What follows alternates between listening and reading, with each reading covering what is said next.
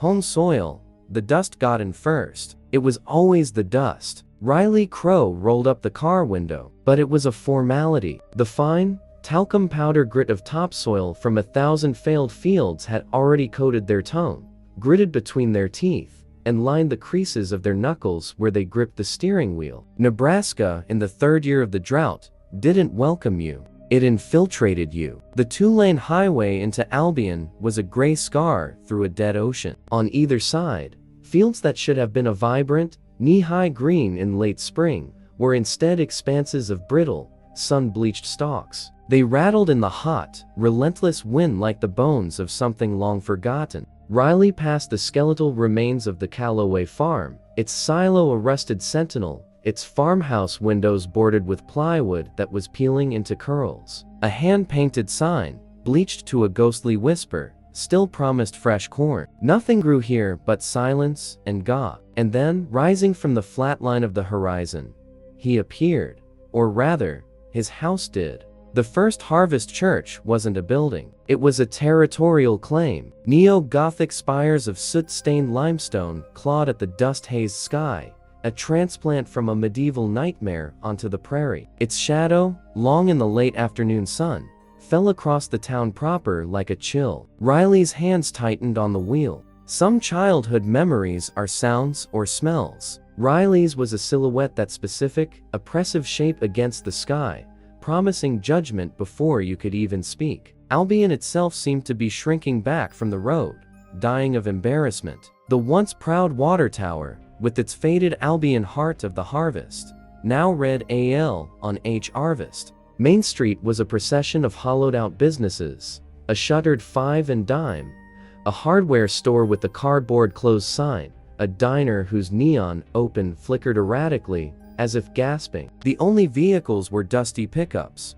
parked at angles like abandoned toys. The air conditioning in the rented sedan whined, fighting a losing battle. Riley lit a cigarette, the crack of the Zippo loud in the cabin. The smoke mixed with the dust, a familiar, toxic blend. They were here for Aunt May, not out of love, but out of a debt owed to the one person who'd handed them a bus ticket 15 years ago and said, "Don't look back, kid." They'd looked back every damn day. The Crow family plot was on a small rise at the back of the town cemetery, the one place where the dead had a better view than the living. The funeral was a sparse, grim affair. A dozen townsfolk stood in a loose half-circle around the raw hole in the earth.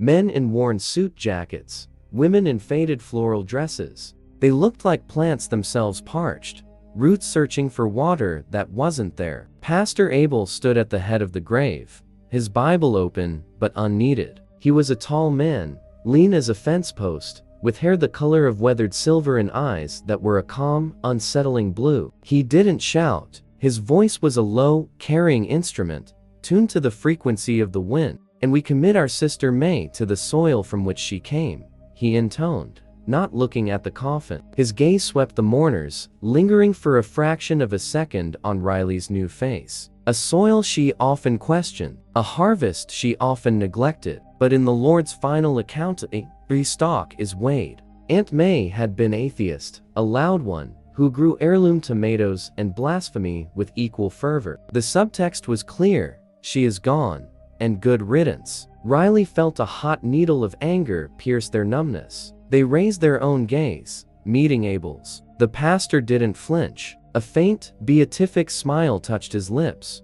as if he'd been hoping for the challenge. After the last amen, the crowd dispersed quickly, with hushed murmurs and glances thrown Riley's way like small stones. An older woman with flinty eyes, Elder Mavis, Riley's memory supplied, clicked her tongue as she passed. Sad business. Sin dries the soul faster than any drought. Before Riley could retort, a heavy hand fell on their shoulder. Sheriff Wes Hale stood there, his uniform shirt stretched tight over a gut that spoke of long hours in a cruiser and poor diet. His face was a roadmap of weariness, his mustache flecked with gray. "Riley, heard you were coming. Sorry about May." His voice was gravelly, his condolences rote. His eyes, however, were alert, darting around the dispersing crowd. Sheriff Hale. Riley nodded, shrugging off the hand. "Still keeping the peace?" "Trying to," he sighed, his gaze finally settling on Riley's face. "It's a different town than you left. Tougher, drier. The land or the people?" "Both." He lit his own cigarette, cupping the flame against the wind. "Listen, might be best if you paid your respects and headed on out. After the gathering tonight." "Gathering?" Hale's jaw worked. "Church supper at the Hickson place. Jedidiah Hickson's." He looked out over the dead fields. "There's been talk since May past. Old stories, things best left in the past." A cold trickle, unrelated to the heat, traced Riley's spine. "What stories?" Before Hale could answer, voice, smooth and resonant, cut through the wind. "Sheriff." A moment. Pastor Abel had approached silently. Up close, his presence was a physical pressure. He smelled of old books and dry hay. His smile was in place, but his eyes were like two chips of glacial ice. "You must be May's nephew, the journalist from Chicago. We've heard of your work," he said. "Journalist the way another man might say, carrion bird." "Riley Crow," they said, not offering a hand. "Abel, shepherd of this flock." He tilted his head. "You've come at a fraught time. The land is thirsty. The people are fearful. Old legends stir in such times." "Legends? Fairy tales for the faithful and the foolish." Abel waved a dismissive hand, but his eyes glinted. "Pay them no mind. I trust your stay will be brief. Grief is a private harvest." He turned and walked away, his long shadow swallowing the smaller one of the sheriff. Hale watched him go, then dropped his cigarette, grinding it into the dust with his boot. "See what I mean?" he muttered. "Just go home, Riley. After tonight, just go."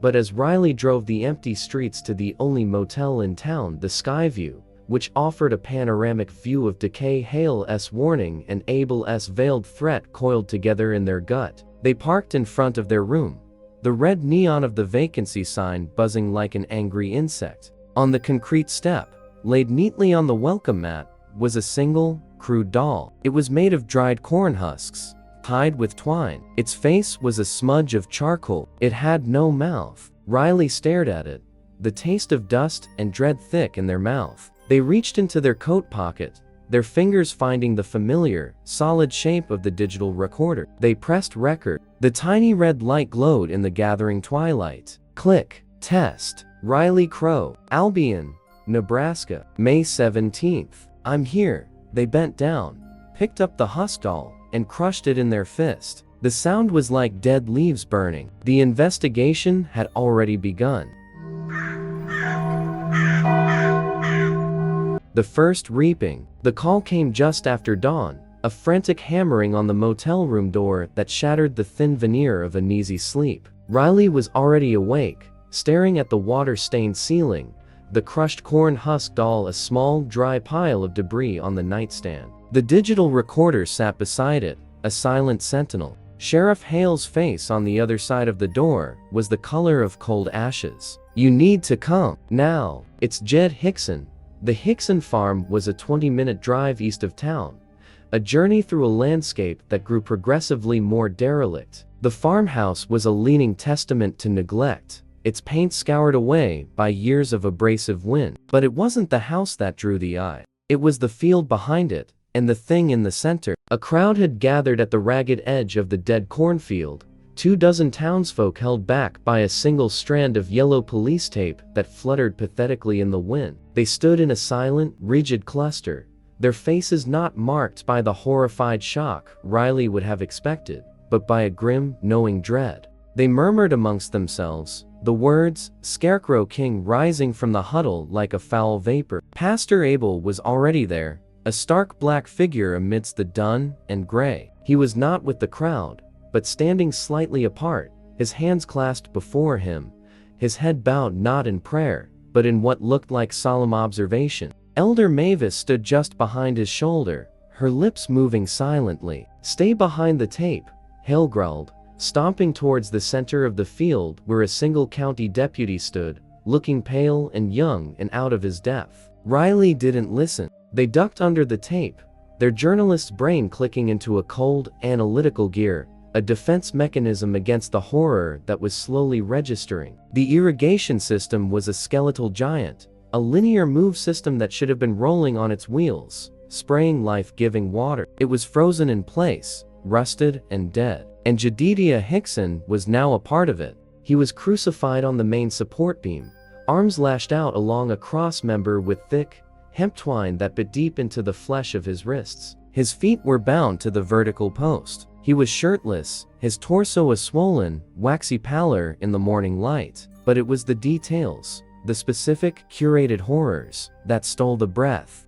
His mouth had been sewn shut, not with surgical thread, but with the same coarse twine, crude, brutal stitches that pulled his lips into a grotesque, silent scream. From the distended bulge of his cheeks, it was clear his mouth had been stuffed full before sealing. His abdomen had been slit open in a vertical gash, not to spill entrails, but to serve as a receptacle. It was packed tight with the papery, cream-colored husks of dried corn, overflowing from the cavity like a cursed harvest. The husks were stained a dark, rust brown at their edges. The final touch, the signature, was above his head. Lashed to the highest point of the frame was a rough, T-shaped bundle of corn stalks and burlap, a crude, abstract scarecrow. Below it, dangling from a piece of baling wire twisted around the beam, was a single, ceramic doll's hand, its tiny fingers perpetually curled. The smell hit Riley then, cutting through the dry dust, the coppery tang of old blood,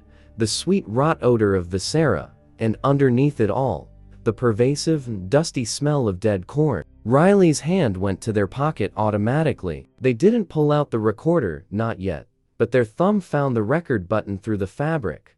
A tactile anchor. Click. The tiny red light was a secret, a silent witness. Observation. Victim, Jedediah Hickson. Male, prox. 50 seconds. Display is ritualistic, symbolic. Integration with farming equipment indicates perpetrator knowledge of victim's life and livelihood. Mouth sewn silencing. Stuffed with husks forced to consume his failure. Body cavity as a basket. A offering basket. The scarecrow effigy and doll part. A calling card. I told you to stay back, Hale barked, appearing at Riley's side, his breath ragged. You brought me here, Sheriff, Riley said, their voice surprisingly steady. Their eyes were still scanning, recording, the lack of struggle in the immediate dirt, the precise, almost reverent placement of the husks. Why?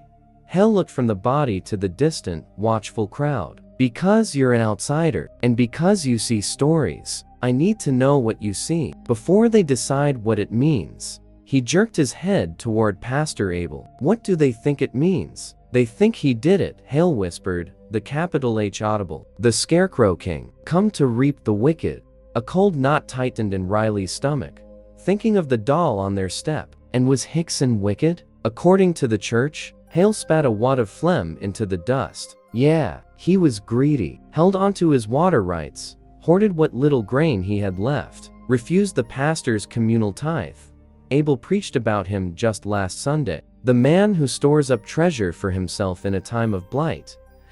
He looked at the grotesque corn-stuffed cavity. Looks like his treasure was returned to him. Riley took a step closer, ignoring Hale's warning grunt. They focused on the doll's hand. It was old, porcelain, the glaze crackled, a child's toy. It was clean, in stark contrast to the rust and blood and dust. It had been placed, not dropped. Observation, perp is meticulous, confident, not frenzied. This was a performance. For an audience. They turned slowly, taking in the panorama of witnesses, the terrified, devout faces. The solemn pastor. This wasn't just a murder, it was a sermon, a bloody, terrifying lesson. Pastor Abel chose that moment to approach. He moved silently through the dead stalks, which crackled and broke under his boots. His serene expression hadn't changed, but his blue eyes held a new, chilling intensity. A terrible sight, Abel said, his voice carrying easily in the still air. He didn't look at Hickson's body, he looked at Riley. A judgment,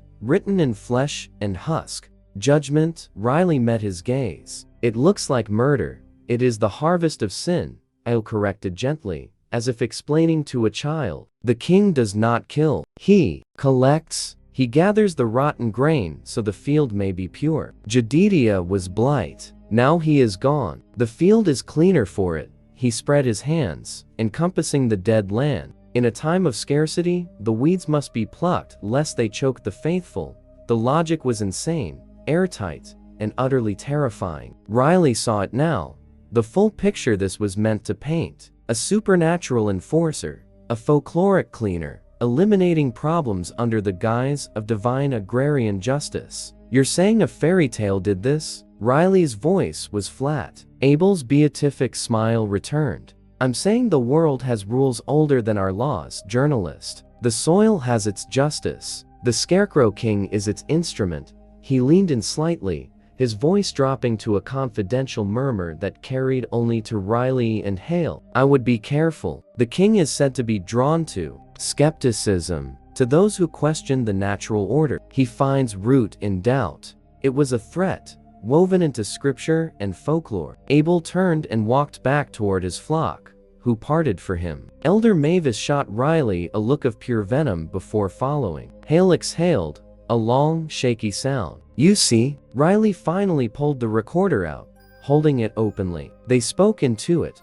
their voice low and clear. Supplemental. Crime scene, Hickson Farm. Confirmation of ritualistic homicide, tied to local folklore figure known as Scarecrow King.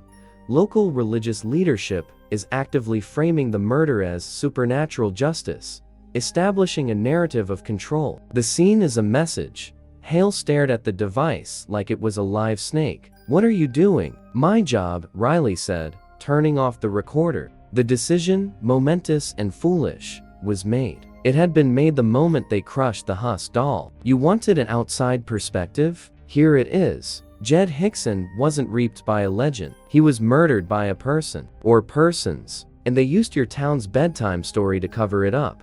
You can't say that out loud, Hale hissed, his eyes wide with fear. Someone already did, Riley said, nodding toward the grotesque tableau, loud and clear. They looked past the sheriff, to the retreating figure of Pastor Abel. He's not afraid of the Scarecrow King, Sheriff. He's using him. And if I'm right, this is just the first chapter. Riley turned and walked back toward their car, the weight of the recorder solid in their hand. The eyes of the town were on their back, fearful, hostile, complicit. They had come to bury Aunt May, and had instead stumbled into an open grave the size of a town. To leave now was to let the dirt be shoveled over the truth. As they drove away, the last thing they saw in the rearview mirror was the stark, terrible silhouette of Jed Hickson against the bleached sky, a grim new ornament on the skeleton of his land. The hook was set. The story had its teeth in them. The investigation was no longer a choice. It was a hunt. And Riley, with their recorder and their questions, had just announced themselves as both hunter and prey. Unearthing ghosts. The silence in Albion after Hickson's death was not peaceful. It was the silence of a held breath, of a community waiting for the next shoe to drop. The gritty wind still blew, the dust still settled, but now every creak of a sign, every slam of a screen door, carried the echo of a name. The Scarecrow King. It was no longer just a fireside story. It was a coroner's report. Riley spent the morning after the murder driving the perimeter roads, a circuit of futility. The recorder lay on the passenger seat, its red light a constant, accusing eye. They narrated observations into it, a stream of consciousness autopsy of the town. Supplemental. Day 2. Visibility of the church has increased. Seen 2 pickups with First Harvest Philippians 4:19 decals circling Main Street. A patrol. Sheriff Hale's department is conspicuously absent. The narrative is being secured. They needed ground truth. Not the official story, but the buried one. And that meant starting at the source of their own ghosts. The Crow House sat at the end of a dirt track on the town's western edge, where the fields gave way to scrubland. It had been empty since Riley's mother followed them out a year after they left, dying of a bitterness Riley believed was as much cause as the cancer. The yard was a tumbleweed graveyard. The white clapboard siding was blistered and peeling, showing the gray, thirsty wood beneath like old bones. The key, predictably, didn't work. The lock had rusted shut. Riley shouldered the front door, and with a groan of protest, it gave way, exhaling a breath of air that was decades old, a mixture of dust, mothballs, and profound sadness. Nothing had been taken. Time had just settled in. A floral print couch was mummified in a thick layer of gray dust. A coffee mug still sat on the counter, a brown stain at the bottom like a forgotten continent. The air was hot and still, a preserved diorama of a life abandoned. Riley walked through the living room, their boots leaving sharp prints in the dust. They didn't go to their old room. They went to the back door, its window looking out onto the scrubby field that had been their childhood kingdom. They leaned against the frame, the wood warm from the sun beating on the other side, and lit a cigarette. This was where they'd last seen Lucas Marsh. The memory didn't come as a flood, but as a series of precise, sensory flashes. The smell of impending rain that never came. The green of the scrub grass, a color that seemed impossible now. The two of them, 12 years old, sitting on the back step, knees scraped, plotting their escape. Lucas, freckled and gap-toothed, pointing to the lightning on the horizon. When I'm gone, I'm gonna live where the sky does that every night. 2 days later, Lucas was gone. Not run away. Gone. The official story, delivered by a younger, less weary Sheriff Hale and nodded along to by Riley's own parents, was that he'd wandered off. That maybe he'd fallen in an old well. That it was a tragedy. But the unofficial story, the one that passed between children in terrified whispers, was the Scarecrow King. Lucas had taken a pocket knife from the general store, they said. He'd stolen. The king took thieves. He was reaped. Riley had screamed that it was a lie. They'd fought, been called hysterical, and then, silently, they had begun to plan their own escape in earnest. Lucas's disappearance was the root of their skepticism, the original wound that festered into a career of questioning every official line. A gust of wind rattled the pane in the door, breaking the reverie. Riley looked down. In the dust on the floor by their foot, partially obscured by their own boot print, was a small, faded shape. They bent down, brushing the dust away. It was a plastic army man, green and tiny, melted slightly on one side from a long-ago encounter with a magnifying glass. Lucas's, a forgotten sentinel. Riley picked it up, the plastic worm. The weight of it in their palm was immense. It wasn't just grief they felt. It was a cold, journalistic certainty. Lucas was the first chapter. Hickson was the latest. The story was decades long. They needed records. The Albion Municipal Archives were housed in the damp, stone basement of the shuttered library. The librarian, Mrs. Gable, had retired, and no one had replaced her. Sheriff Hale, with obvious reluctance, had given Riley the key after Riley pointedly asked if they needed a lawyer to access public documents. The basement smelled of wet concrete and decaying paper. A single, bare bulb-illuminated rows of metal shelves holding ledgers, tax rolls, and boxes of unsorted papers. The dust here was different, older, cooler. The dust of forgotten facts. Riley started with the obvious. Missing persons reports from 20 years ago. The file for Lucas Marsh was thin. A single page, a carbon copy. Missing juvenile. Presumed accident. Search discontinued after 72 hours. No follow-up. No evidence log. No mention of a stolen pocket knife or folktales. Frustrated, they turned to church records. The First Harvest Church, as a private entity, didn't file its documents here, but the town council minutes did. Riley pulled the heavy ledgers for the years surrounding Lucas's disappearance. They found it in the minutes from 6 months after. A dry, bureaucratic entry, motioned by Councilman G. Marsh to allocate funds for a new well on the northern tract, adjacent to First Harvest tithe lands. Motion denied. Rev. Abel cited prior covenant agreements. Lucas's father had been on the council. He tried to get water for his land next to the church's holdings. The church had blocked it. The Marsh farm failed the next year. The family moved away, broken. Riley traced the lines of text with a finger. Was that the sin? Not a stolen knife, but a father challenging the church's water rights? Was a child's disappearance the enforcement? They cross-referenced. They looked for other bad years in the drought cycles, matching them to council disputes, to business closures that benefited the church's growing holdings of town property. A pattern, faint but undeniable, began to emerge in the dry prose. Prosperity for the church seemed to follow closely on the heels of tragedy for its opponents. It was circumstantial. It was all circumstantial, but it was a pattern, and patterns were the skeleton of truth. The light bulb flickered. Riley looked up, suddenly aware of the deep, pressing silence of the basement, of the weight of the stone above them. The air felt colder. They carefully replaced the ledgers. The plastic army meant a hard lump in their pocket. It was full dark when they got back to the Skyview Motel. The neon sign buzzed,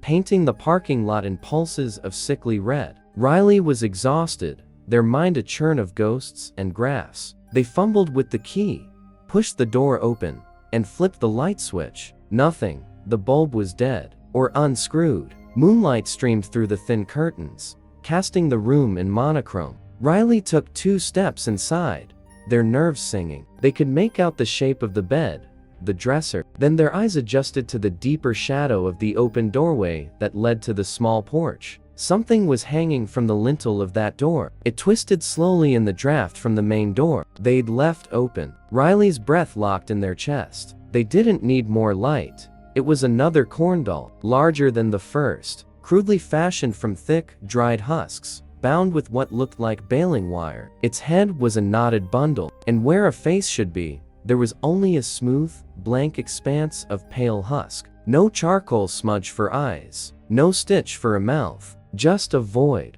It was a message far clearer than the first. The first was a warning, you are seen. This was an escalation, you are being erased. A sound escaped Riley's throat, not a scream, but a hard, exhaled curse. They strode across the room, grabbed the thing, and tore it down. The wire cut into their palm. They hurled it against the far wall, where it hit with a dry rustle and slid to the floor. They stood there in the dark, chest heaving, the sting in their hand a bright, clarifying pain. Fear curdled into a pure, cold rage. This wasn't a ghost story. This was intimidation. Someone had been here, in their space. Someone who knew they were digging. They walked to the dresser, found the crushed remains of the first doll, and laid the new, faceless one beside it. Then they picked up the digital recorder from the nightstand. Their hand was steady now. They pressed record. Supplemental. Night. A second doll was left in my room. An escalation. The perpetrator has access. Confidence. This is a targeted campaign of psychological terror. The connection to the Hickson murder is implicit. The goal is to silence investigation by invoking the legend's imagery.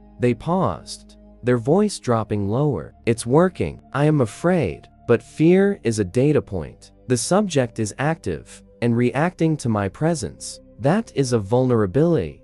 They clicked the recorder off. The silence of the room was different now. It was no longer empty. It was charged. They had come to unearth ghosts, and the ghosts had followed them home. The hunt was no longer abstract. It was in their room, hanging from their door, and Riley, with a cut hand and a pocket full of old ghosts, knew there was no stepping back. The field was defined. The lines were drawn. The faithful and the fractured.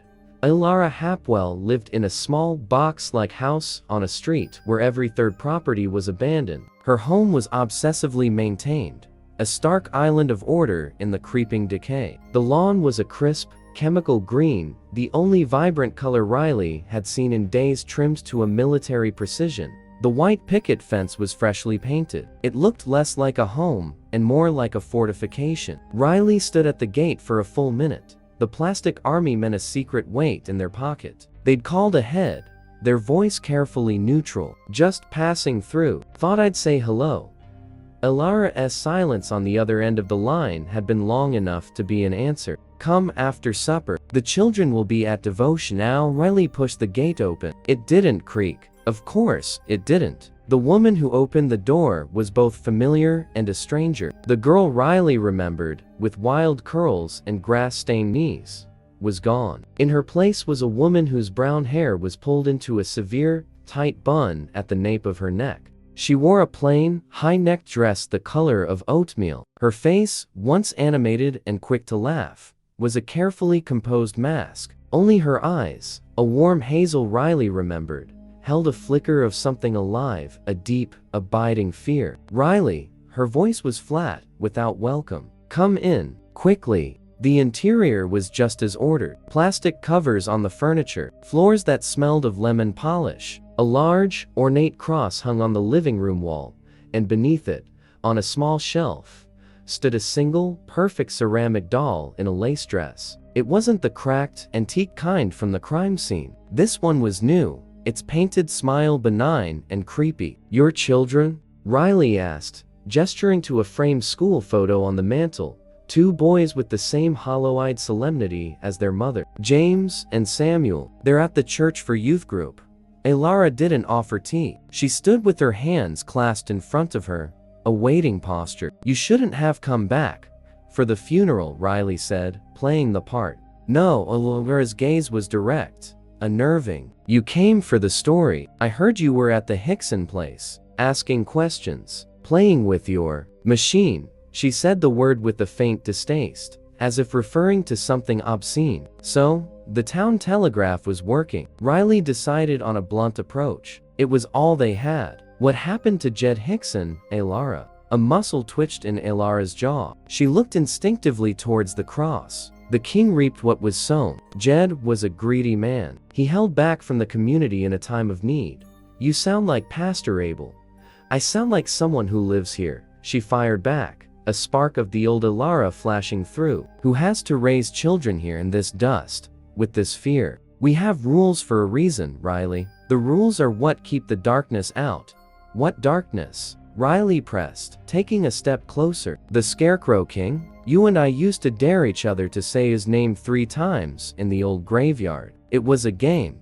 Elara's composure cracked, just a hairline fracture. Her hands tightened. "It was never a game. You just never listened. You were always too busy questioning to hear." She glanced toward the window, as if checking for watchers, then her voice dropped to a threadbare whisper. "When the corn is thirst and brown, and the preacher wears a frown, mind your thoughts and watch your sin, or the king will take you in." The rhyme hung in the sterile air. It was a child's sing-song, but delivered in Elara's deadpan whisper. It was a chilling catechism. "So it's real," Riley said softly. "A folk tale kills people. The king doesn't kill," Elara recited, her eyes glazing over with a rehearsed piety. "He gathers. He cleanses the field. He's the first harvester." It's in the old texts. She was parroting Abel now, verbatim. "What old texts?" Riley's journalistic pulse quickened. "Elara, where does this come from? There's no Scarecrow King in the Bible." For a second, true conflict warred on Elara's face. The fear battled a lifetime of indoctrination, and beneath both, Riley saw a ghost of friendship, of shared secrets. She turned abruptly and walked to a tidy roll-top desk in the corner. She unlocked it with the key from her dress pocket, her movements furtive. From the back of a drawer, behind neat stacks of stationery, she pulled out a folded, yellowed piece of paper. She held it for a moment, clutching it to her chest, then thrust it at Riley. "Take it, and then go. Don't come back here." Riley took the paper. It was a mimeographed church pamphlet, the ink blurred and faded. The header read, "The First Harvest, a Covenant with the Soil." Sermon notes, circa 1932. Below was not a Bible verse, but a block of dense, rambling text. And so, the early elders saw that the yield was poor, and the people's faith was weaker than the stalks. They understood the old bargain.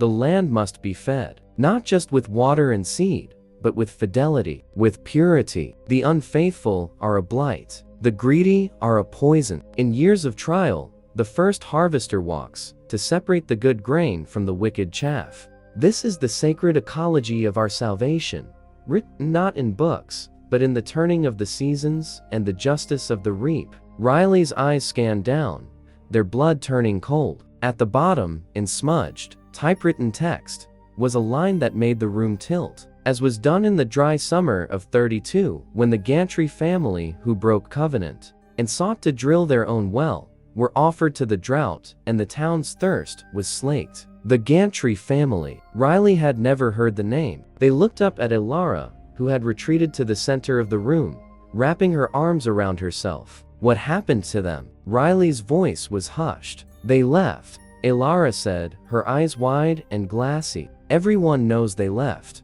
During the drought, the town bought their land. The church expanded the tithe fields. She was reciting the official history, but her tone screamed the truth. They didn't leave. This is it, Riley breathed, holding up the pamphlet. This is the playbook. From 1932 to Jed Hickson to Lucas Marsh. They hadn't meant to say the name out loud. Alara flinched as if struck.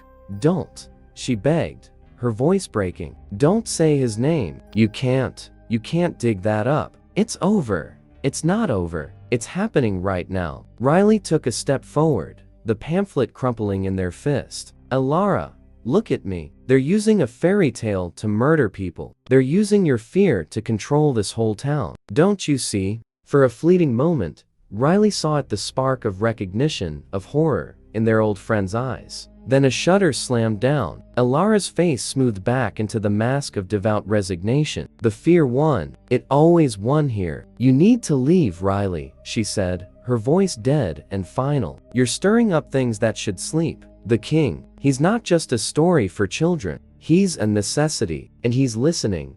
Her gaze drifted to the porcelain doll on the shelf, then back to Riley, filled with a pity that was worse than hatred. You still have the smell of outside on you, but the dust claims everything eventually. It will claim you too, if you stay. Riley was dismissed. They folded the precious, damning pamphlet and slid it into their inner jacket pocket, next to the recorder. They walked to the door, pausing on the threshold. They didn't look back. Thank you for the tea, they said.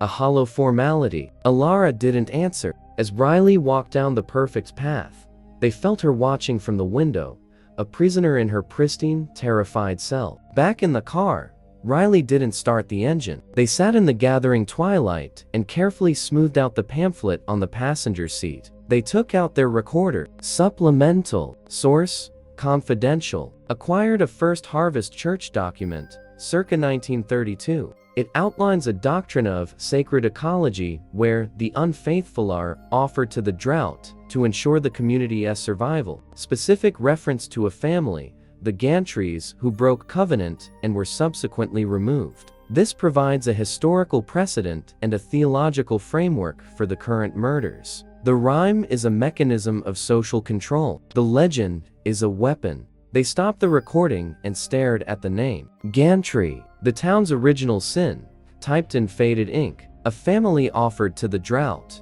a well drilled, a covenant broken, thirst slaked. Riley started the car and drove not to the motel, but to the edge of town, where the fields began. They killed the lights and sat, looking out at the endless, dead corn under a bruised purple sky. Somewhere out there was the truth about the Gantry family, and somewhere out there was the man in the corn husk suit, the living weapon of a dead ideology. They had the motive now, centuries old, baked into the very theology of the place. Next, they needed the mechanism. They needed to find the Scarecrow, and they knew, with the cold certainty, that the Scarecrow was also looking for them.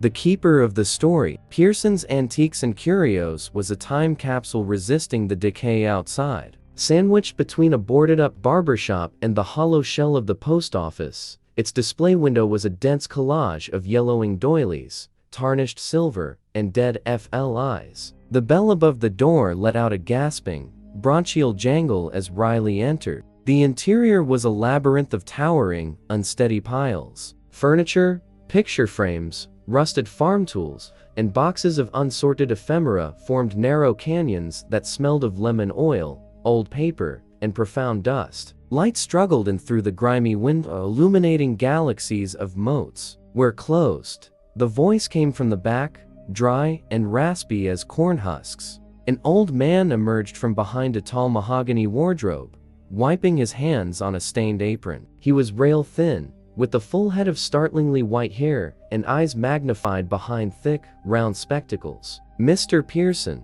Riley remembered him from childhood, a silent figure always in the background of town events, observing. Mr. Pearson, I'm Riley Crow. May Crows. I know who you are. He cut them off, his gaze sharp behind the lenses. He didn't seem afraid, just deeply weary. You're the one poking at the hornet's nest with the short stick. Come to poke in my boxes too? I'm trying to understand some history, Riley said carefully, moving further into the shop. Their eyes scan the shelves, searching for anything ceramic, anything doll-like. The town's history, before the drought. Everything here is, before the drought, Pearson said with a mirthless chuckle. He leaned against a roll-top desk, his posture suggesting a man who had been waiting for this conversation for a long, long time. History's all Albion has left that's of any value, and some folks would rather it stay buried. What are you looking for? Riley decided to risk the direct approach. This man was a keeper of things. He would understand the value of a name. The Gantry family. Pearson went very still. The only sound was the faint, dry tick of a dozen hidden clocks. He slowly removed his spectacles and began polishing them on his apron, not looking at Riley. Gantry. Now, there's a name I haven't heard in a dog's age. Not a name you say in polite company. Why not? Because they didn't leave. He replaced his glasses, his eyes finding Riley's. They were clear and unflinching. Not on 2 feet anyway. Summer of 32. The worst dry spell before this one. Elias Gantry owned the parcel just north of the church land. Good aquifer underneath it. The church, the old church elders, wanted to sink a communal well there. Elias refused. Said he'd drill his own, sell the water at a fair price. Pearson shook his head slowly. You don't refuse the elders. Not then. Not now. What happened to them? Riley's voice was a whisper, the dust seeming to swallow the sound. Official story. They packed up in the middle of the night, left everything, went to California. Pearson snorted. Unofficial story. The one my grandfather told me when he was deep in his cups. He pushed off from the desk and shuffled to a dark oak cabinet. He unlocked it with a key from a long chain and pulled out a small, cloth-wrapped bundle. The drought broke 3 days after they disappeared. A thunderstorm saved what was left of the harvest. He unwrapped the bundle on the counter between them. And the first harvest church bought the Gantry land for back taxes. Sunk their well. Still use it. Inside the cloth were 5 ceramic doll faces. They were not the pristine, smiling collectibles in Elara's house. These were old. Their glazes crackled with age, stained with something brown and earthy. They were all different: a little girl with rosy cheeks, a boy with a side-parted hair mold, a baby with wide, blank eyes. But they shared 2 features. Their smiles were oddly fixed, more like grimaces, and each one had a single, hair-thin crack running from the crown of the head down the center of the face. The Gantry children, Pearson said softly, tracing the crack on the baby's face with a calloused, trembling finger. Elias, his wife Mary, and their 3 little ones. These were their dolls, found in the ashes of their house after it burned down. A cold void opened in Riley's stomach. Ashes?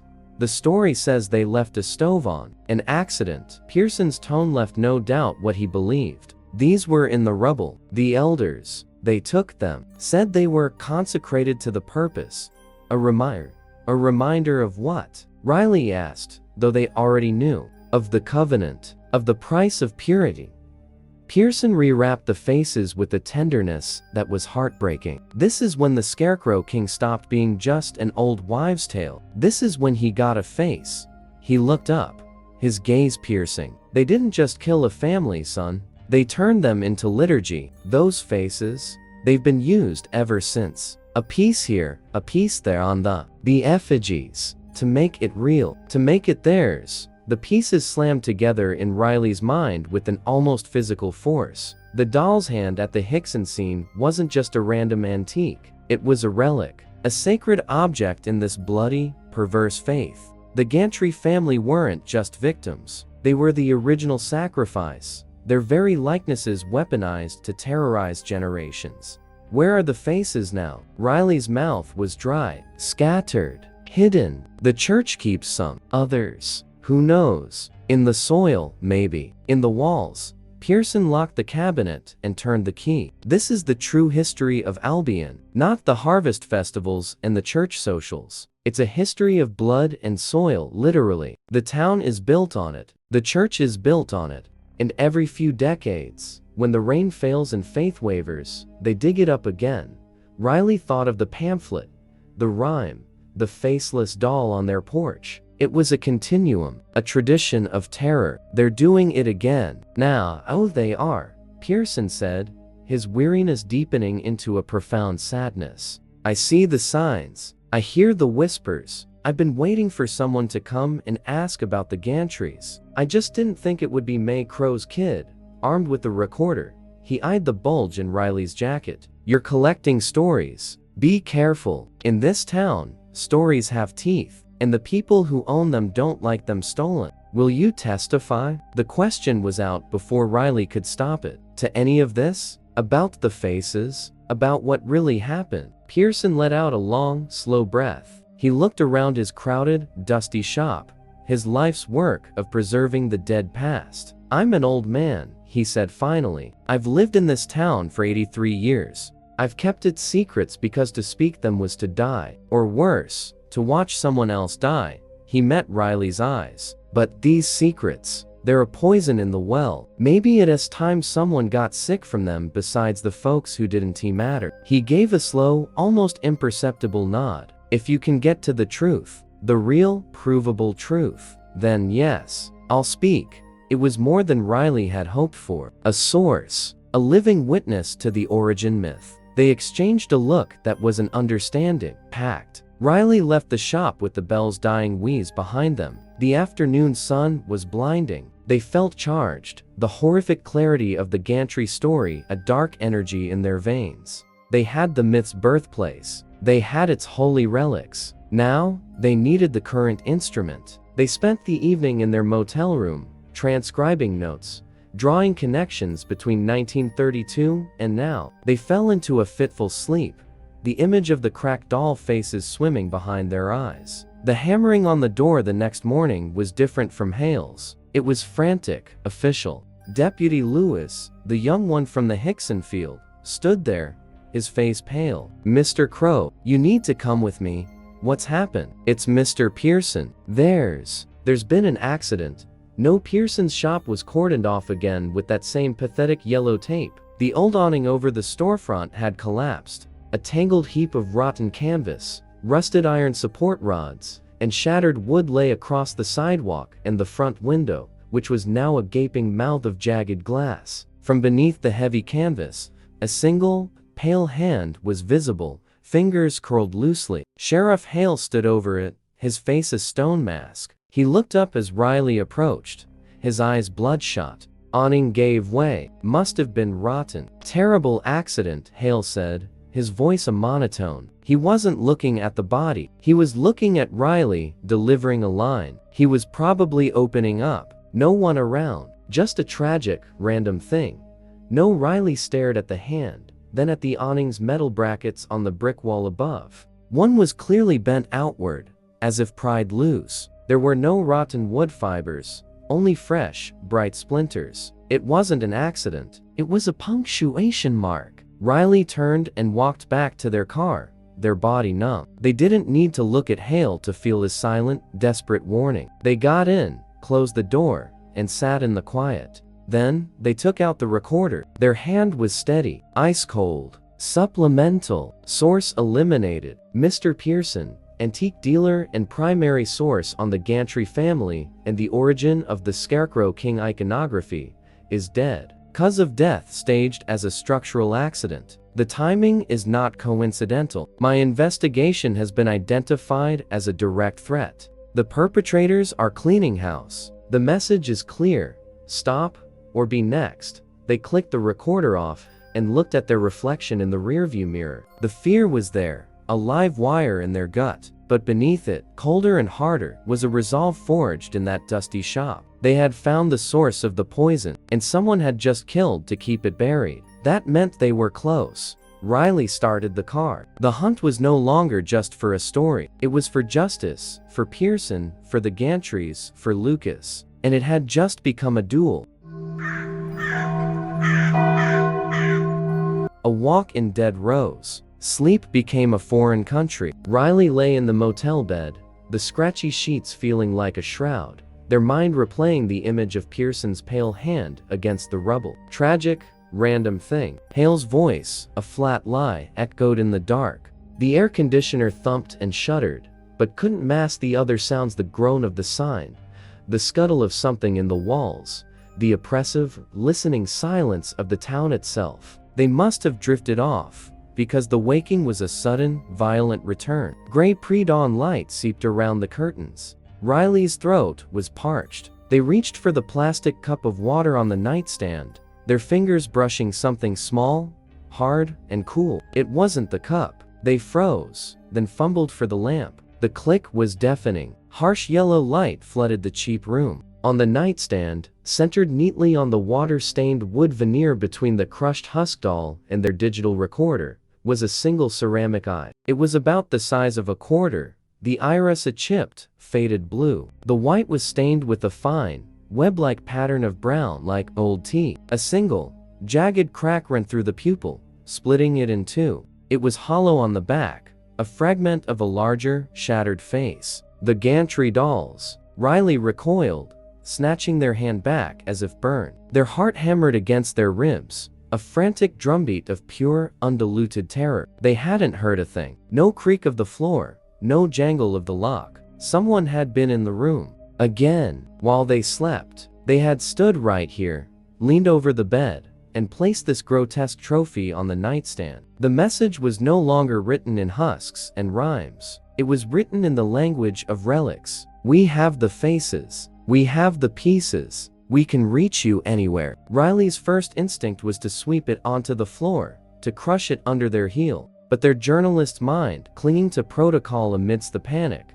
stopped them. This was evidence, a direct link to the gantry artifacts Pearson had described. They found an empty Ziploc bag from their suitcase, and, using a pen, carefully nudged the eye inside. Sealed, it looked like a bizarre museum specimen. They placed it next to the recorder, the two tools of their trade, now macabre bedfellows. They didn't sleep again. They sat in the hard chair by the window, smoking one cigarette after another, watching the sky lighten from gray to a sickly, dust-blown yellow. The fear was a live animal in their chest. Pearson was a warning. The eye was a promise. The next step was the deed. By late afternoon, the fear had metabolized into a brittle, reckless anger. Sitting in the room was surrender. They needed to move, to act, to turn the hunted into the hunter, if only for a moment. They had a lead, thin as smoke. Pearson, in his final conversation, had muttered about the old Hickson Northfield being where they found the last of the gantry china. It was a fragment, a place to start. The Hickson Northfield was a half-mile beyond where Jed had been murdered,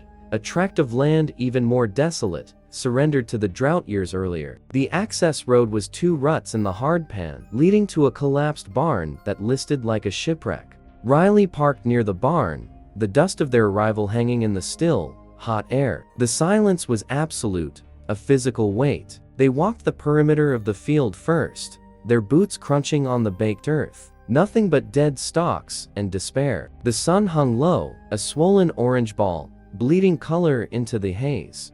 Dusk in the plains came quickly, the light leaching away as if sucked into the ground. On a second pass, closer to the tree line of dead corn, Riley thought they saw something, a glint of white amongst the brown. A piece of porcelain? They moved closer, peering into the thicket of skeletal stalks. The wind picked up, a hot, sighing breath that made the entire field rattle, a dry, chattering sound like thousands of whispering teeth. And underneath the wind, another sound, a rustle, not the random rattle of the wind, but a deliberate, rhythmic swish thump, the sound of something parting the dead stalks, stepping on brittle husks. It was 20 yards into the field, parallel to their path. Riley stopped dead. The sound stopped, their breath fogged in the suddenly cool air. They took a tentative step forward. Swish thump, the sound matched their pace, keeping a perfect, parallel course inside the wall of corn. Hello? Riley's voice sounded small, swallowed by the field. The sound stopped again. Only the wind whispered. Adrenaline, cold and sharp, flooded their veins. This wasn't a doll left in the night. This was a presence. Riley took a slow step backward, towards the car. Swish thump, the sound came again, closer now. 15 yards. It wasn't just keeping pace, it was closing the interval. The corn stalks trembled in a localized wave, marking its passage. Riley caught a flash of something dark and shaggy moving between the rows, a suggestion of bundled husks, a hulking, man-shaped shadow. The Scarecrow King, not a legend, not a costume in a barn. Here, now, hunting. Rational thought dissolved. The primal brain screamed one command: run. Riley spun and sprinted for the car. The crunch of their own boots was terrifyingly loud. Behind them, the sound in the corn erupted into a frenzy, a crashing, relentless pursuit.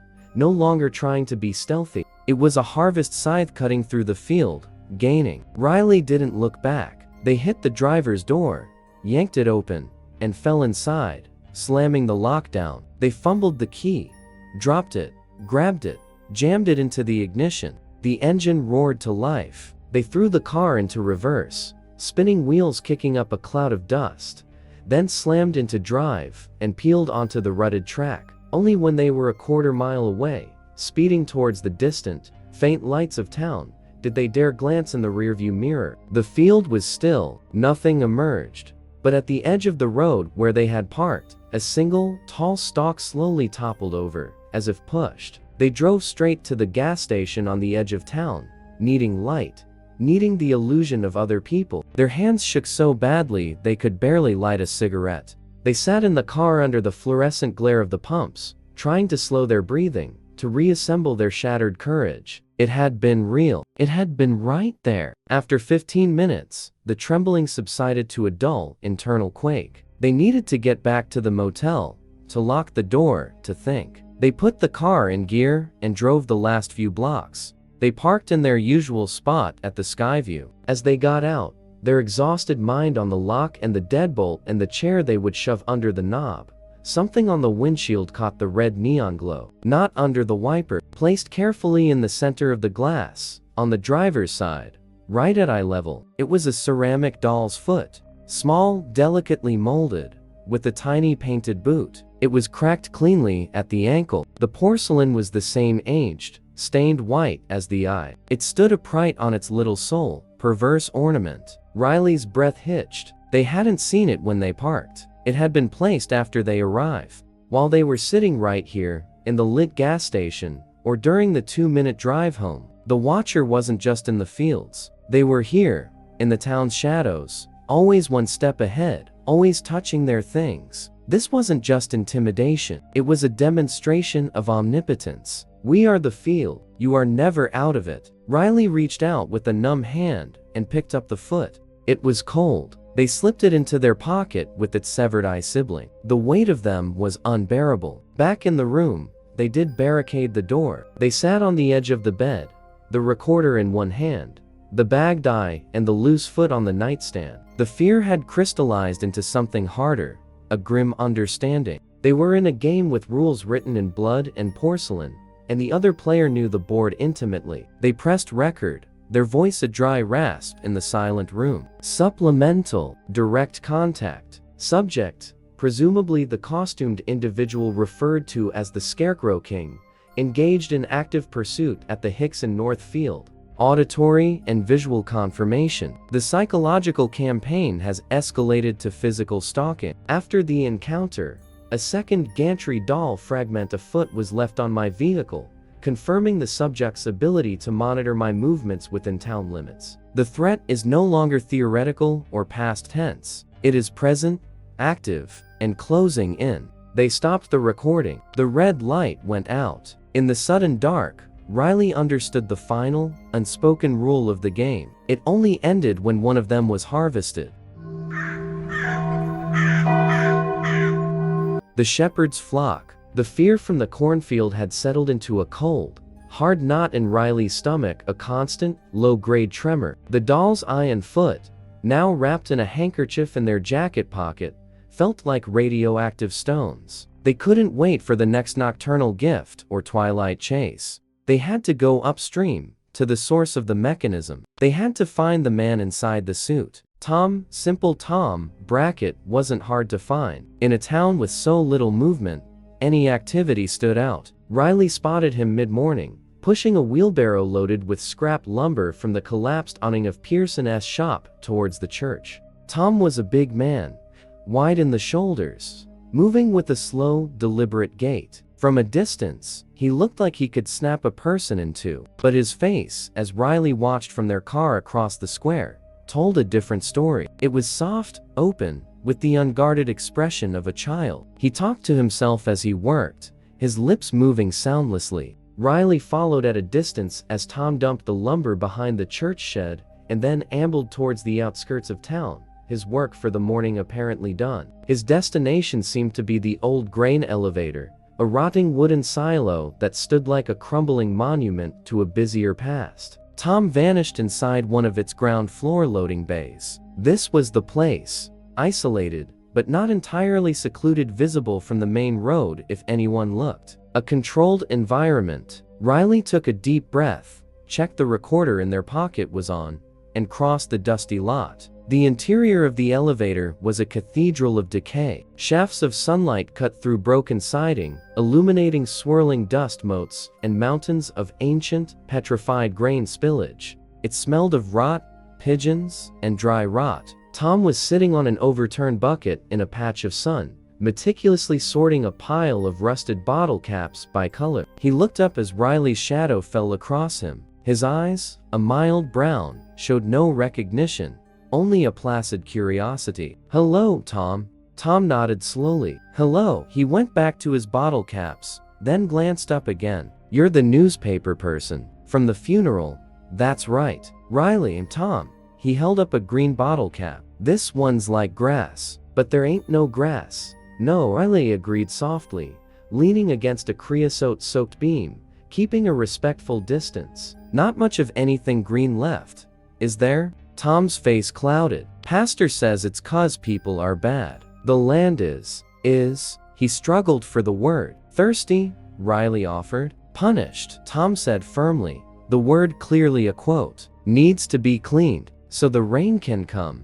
The opening was there. Riley's heart thumped against their ribs. "How does it get clean, Tom?" Tom's sorting slowed. He didn't look up. "The king, he reaps the bad, makes the field clean." He said it with the simple certainty of a recited prayer. "The Scarecrow King," Riley said, watching him closely. A faint tremor went through Tom's broad shoulders. He nodded, almost imperceptibly. "Tom, have you ever seen him?" "The king?" Tom's head jerked up, his eyes wide with something akin to awe and terror. "I am him," he whispered, the confession bursting out as if he'd been holding it for years. Then panic flashed across his face. "No, it didn't say that. I'm just Tom. Simple Tom." Riley took a careful step closer, crouching down to be on his level. "It's okay, Tom. I'm not mad. I just want to understand. Being the king, that's an important job, isn't it?" The praise confused him. He nodded slowly. "Pastor says it's the most important. I'm helping. I'm making the rain come."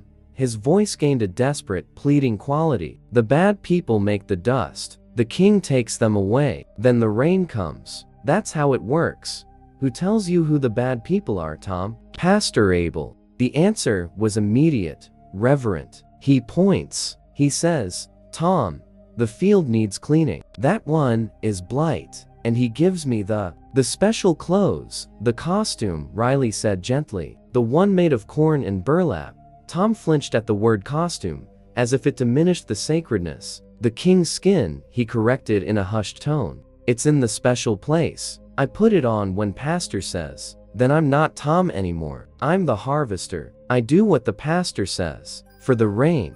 His eyes were glistening now, brimming with a confused turmoil. "But it's heavy, and it scratches. And the face is always sad." Riley remembered the cracked, ceramic features Pearson had shown them. The faces of murdered children. "Where is the special place, Tom? Where does Pastor Abel keep the king's skin?" Tom's fear spiked. He shook his head violently, bottle caps scattering into the dust. "No, can't tell. Secret. It's the king's house. Only the pastor and me." "Is it in the church?" A frantic, wordless noise of denial. "No, not in God's house. The king, he's for the land. His house is in the land." Tom clammed up, hugging his arms around himself, rocking slightly on the bucket. Riley changed tack. They reached into their pocket and pulled out the handkerchief bundle. They unfolded it carefully on the dusty floor between them, revealing the ceramic eye and the tiny foot. Tom stared at them, his breath catching. He reached out a trembling finger, but didn't touch them. The old ones, he stammered, from the before time. The gantry children, Riley said, watching his face. Pastor Abel uses these, doesn't he? Puts them on the king's skin. Tom nodded, a tear tracking through the grime on his cheek. Makes him strong. Makes him real. The old ones, they know the way. Tom, listen to me, Riley said, their voice low and urgent. The people the king takes, they don't make it rain. They're just people, like Jed Hickson, like Mr. Pearson. Pastor Abel is using you, Tom. He's making you do bad things and telling you they're good. No, Tom roared, surging to his feet, the bucket clattering away. For a second, the gentle giant was gone, replaced by a confused, powerful animal backed into a corner. You're bad. You're saying bad things about the pastor. You're blight. Riley stood up slowly, hands open, non-threatening. I'm not blight, Tom. I'm trying to find the truth. The rain hasn't come, has it? Even after Jed, even after Mr. Pearson. This simple, undeniable logic deflated Tom's anger. He looked crushed. Not yet, he mumbled, looking at his feet. Pastor says maybe there's more blight, more to clean. He'll never stop, Tom. He'll always find more blight. And you'll always have to wear the itchy skin and carry the sad face. Is that what you want? Tom was crying openly now, great, heaving sobs that shook his frame. I just want the rain, he wept. I want the corn to grow. I want things to be like before. Then help me, Riley pleaded. Help me find the king's house, the special place, so we can stop this, so the rain can come for real. Tom shook his head, backing away towards the dark rear of the elevator. Can't. Pastor says. He says if I tell, the king will take me for being a bad servant. The terror in his eyes was primal. He'll put my face on the skin.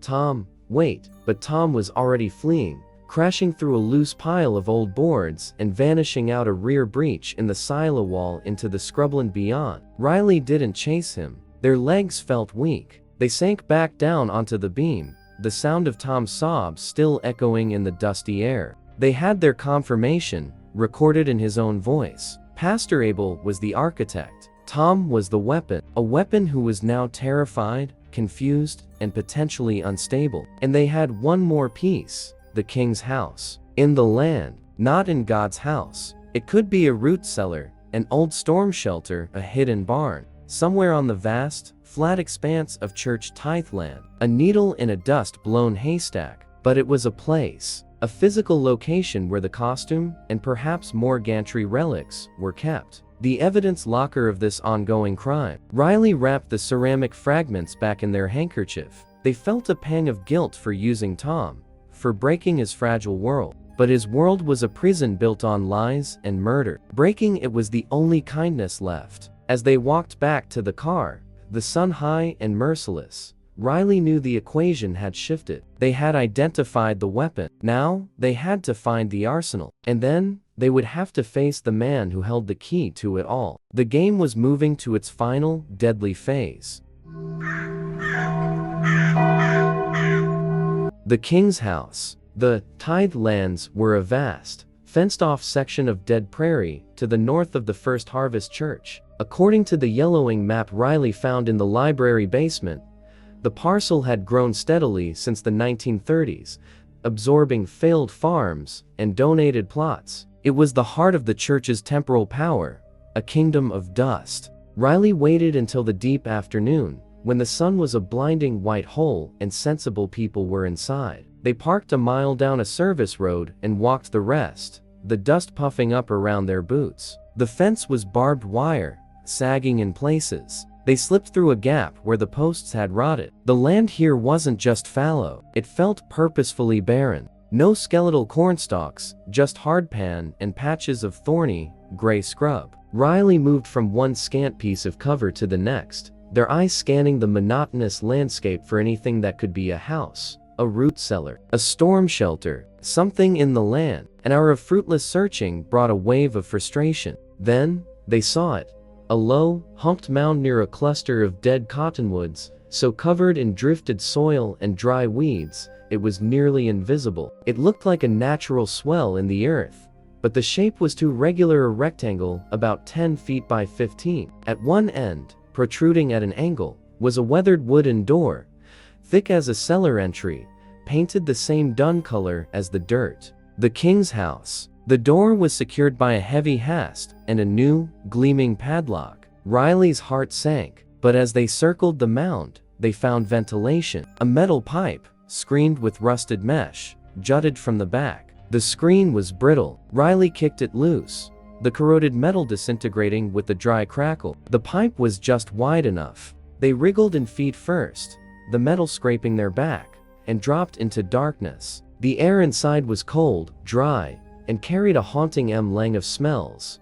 Old hay, dried mud, kerosene, and beneath it all, the faint, sweet sour scent of decay. Riley fumbled for their phone, turning on the flashlight. The beam illuminated a low-ceilinged earthen room, shored up with rough timber. It was not a toolshed, it was a shrine. Dominating the center, hanging from a hook on a central post, was the skin. The Scarecrow King costume was more horrifying in repose. It was a shapeless mass of tightly bound corn husks, bleached and brittle, over a frame of lashed-together branches. Burlap strips formed crude limbs. Rusted sickle blades and ancient hand forks were woven into the chest like armor. And for a head, a burlap sack stuffed with straw, upon which was tied, with meticulous care, one of the cracked gantry doll faces the little boy with the side part. Its painted smile was a grimace in the stark light. Riley's breath fogged in the chill. They swung the beam around. Shelves lined one wall. On them,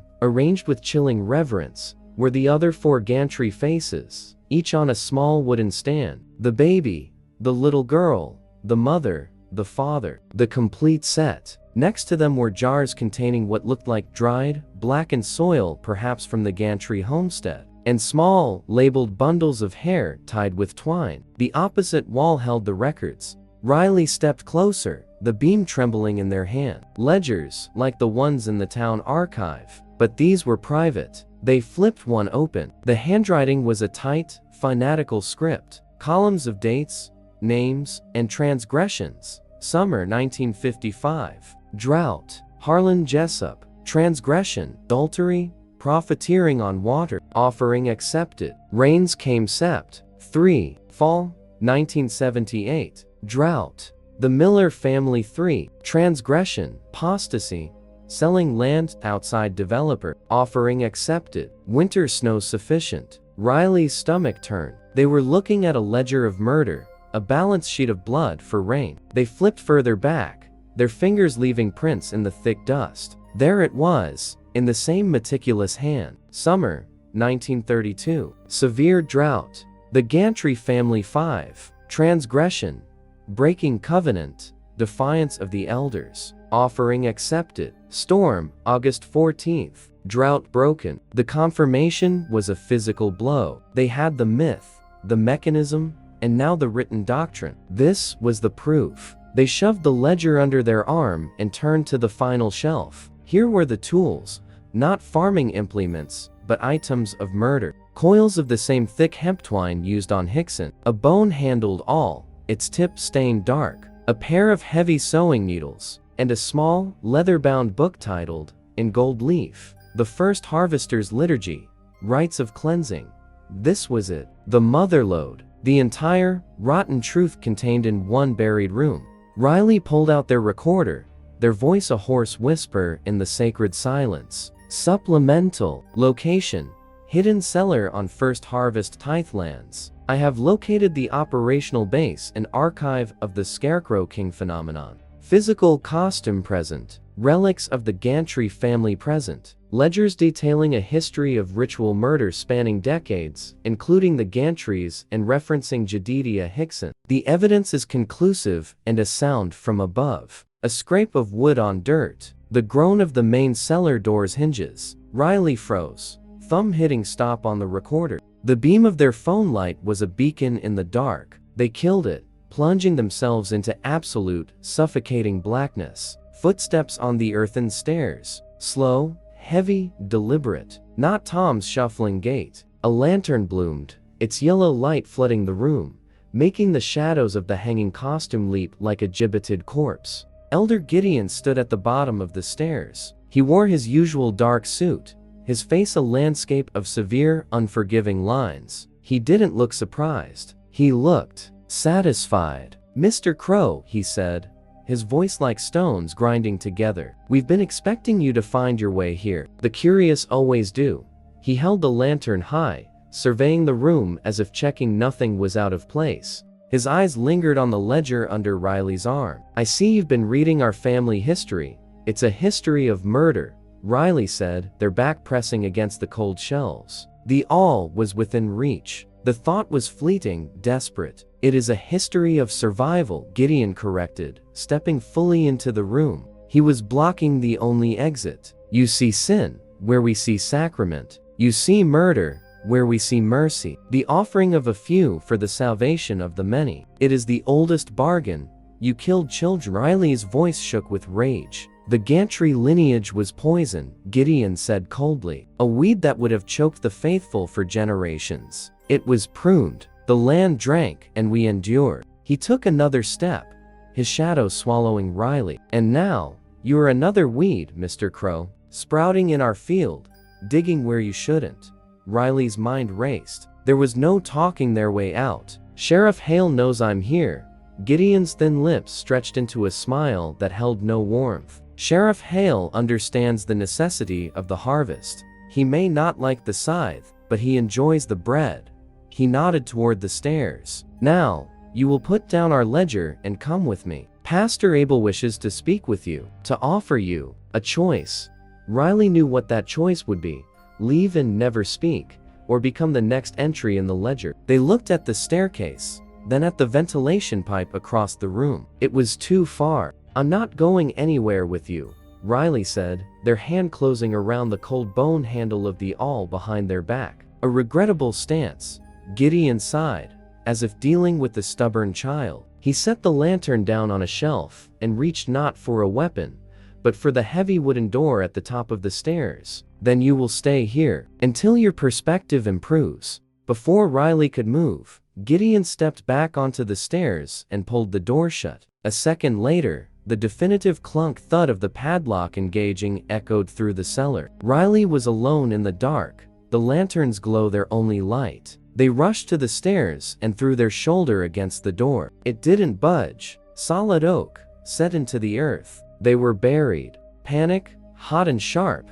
rose in their throat. They clawed at the door, then stumbled back, gasping. The air already felt closer, thinner. The smells of hay and decay were now the smells of a tomb. They looked at the ventilation pipe. They'd broken the screen from the outside, but from in here, it was a smooth metal tube angling upward, too narrow to climb, too high to reach. Elder Gideon's voice, muffled but clear, came through the door. "The king's house is holy ground, Mr. Crow. Perhaps some time in contemplation will help you see the beauty of our work. We'll return for you, before you spoil." His footsteps receded. Silence, deep, absolute, and crushing. The lantern light guttered, casting monstrous, dancing shadows from the husk king hanging in the center of the room. The cracked doll faces on the shelves seemed to watch. Riley slid down the wall to the dirt floor, the ledger heavy in their lap. They had found the truth, and the truth had just become their coffin.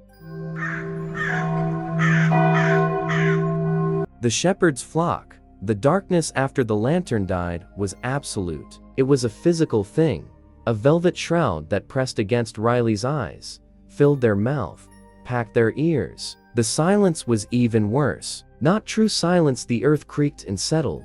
The husk costume rustled in some unfelt draft, but a profound absence of world. No wind, no distant engine, no life. It was the sound of being buried. Panic came in a hot, blinding wave. Riley scrambled to their feet, screaming, hurling themselves against the door until their shoulders screamed in protest. They clawed at the wood, splinters digging under their nails. They beat on it until their fists were raw. The oak didn't yield. It absorbed their terror, mute and final. Exhausted, they slid back down, gasping, sobs echoing in the small space. The air was growing stale, tasting of dirt and kerosene and their own fear. They fumbled for their phone. 2% battery. The screen's cold light was a lifeline. They shone it at the ventilation pipe. It was a smooth, rusted cylinder 8 feet up, angled at 45 degrees. Impossible. They tried stacking the wooden stands from the doll faces, but they were too light, collapsing in a clatter that made them flinch. The sound was too loud in the tomb. Time lost meaning. The phone died. The dark returned, heavier. To keep from screaming, Riley began to inventory the room by touch, a desperate census of their coffin. The rough timber walls, the cold ceramic faces on the shelves. They recoiled from the touch of the baby's cracked cheek. The scratchy, dry bulk of the hanging costume. It felt less like a suit and more like a preserved corpse. Their fingers, tracing the perimeter near the floor, found something in the dirt behind the lowest shelf. Not part of the shrine. Something buried. They dug, their nails scraping on hard soil, and pulled out a small, rectangular object. In the pitch black, they felt it. A tin lunchbox, rusted shut. They pried it open with the awl they'd pocketed earlier. Inside, wrapped in oilcloth, was a child's treasure. A marble, a dried-up frog, a picture of a smiling woman, faded to ghosts, and a small, wooden toy tractor, hand-painted. Carved into the bottom of the tin, with what might have been a nail, were clumsy, desperate letters. Lucas was here. Tell my mom I didn't steal. The world dropped out from under Riley. They sat in the consuming dark, the toy tractor clenched in their hands so hard it hurt. Lucas. Not just a memory. He had been here, in this room. Had he discovered it? Had he been brought here? The date on the ledger, his disappearance, was never logged. He wasn't an offering in the official record. He was a loose end. A child who saw too much, silenced before he could speak. This tin was his last testament, hidden from the men who had taken him. Tell my mom I didn't steal. A grief so vast it felt like the walls were collapsing washed over Riley. It was followed by a rage that burned away the last of the panic. They were not just trapped. They were in the belly of the beast that had consumed their friend. The rage focused them. They couldn't die here. Lucas's story, Pearson's, the Gantrys, Hickson's, it would all be buried with them. They had to get the ledger, the recorder, the tin out. They resumed their search with grim, tactile determination. Behind the hanging costume, their fingers found a niche in the timber framing. Not a tool, but a small, soft bundle. They pulled it out. A faded red bandana knotted. Inside was a chunk of peppermint candy, old and dusty, and a carefully folded drawing on coarse paper. By the light of their resurrected Zippo, Riley saw it.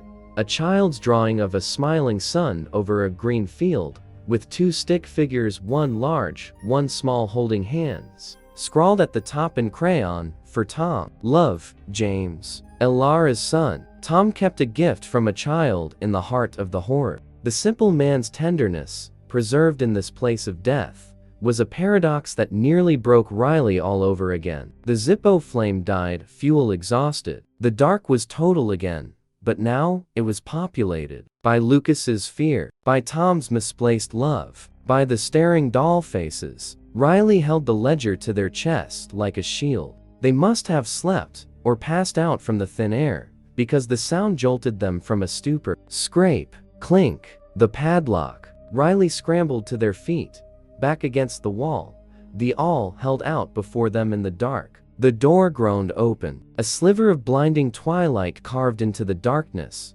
making them wince. A silhouette filled the opening. Not the tall, thin frame of Gideon or Abel. This one was broader, slumped with a familiar weariness. Sheriff Wes Hale stood on the stairs, a heavy bolt cutter in one hand. He didn't enter, he just stared into the dark, his face etched in the dying light, torn apart by conflict. He looked at Riley, then at the hanging costume, the shelves of faces, and his gaze settled on the ledger in Riley's arms. Shame, fear, and a desperate resignation warred in his eyes. Jesus Christ, he breathed. Not a prayer, a curse. You knew, Riley said, their voice a dry rasp. You always knew.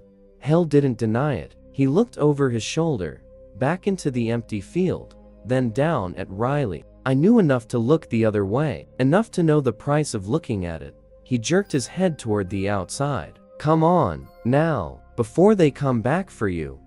Why Riley didn't move? Why now? Why not just let me become the next offering? Clean up the mess? Hale's face hardened. Because I'm a coward, Riley, not a monster. I let them take Lucas because I was young and scared, and they told me it was for the best. I let them string up Jed Hickson because I told myself it was him or the whole town. But locking a person in a hole to die, he shook his head, the bolt cutter hanging limp at his side. That's a line. Even for here, even for me. It wasn't redemption. It was a line in the sand of his own damnation. But it was a way out. Riley moved, clutching the ledger, the tin, the recorder. They stumbled up the earthen stairs, past Hale, and burst out into the cool evening air. They gulped it down, the vast, open sky a shocking relief after the suffocating earth. The sun was a bloody ember on the horizon. Hale followed, pulling the door shut, but not relocking it. They'll know I let you out.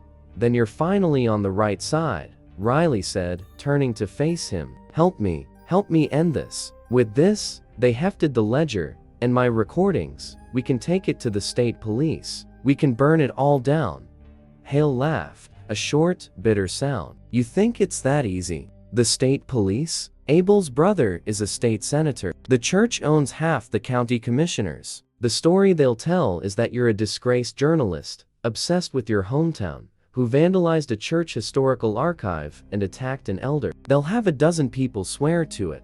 He rubbed his face, looking ancient. There's no outside to appeal to, Riley. The outside signed a deal with the devil here a long time ago. This ends in Albion, or it doesn't end.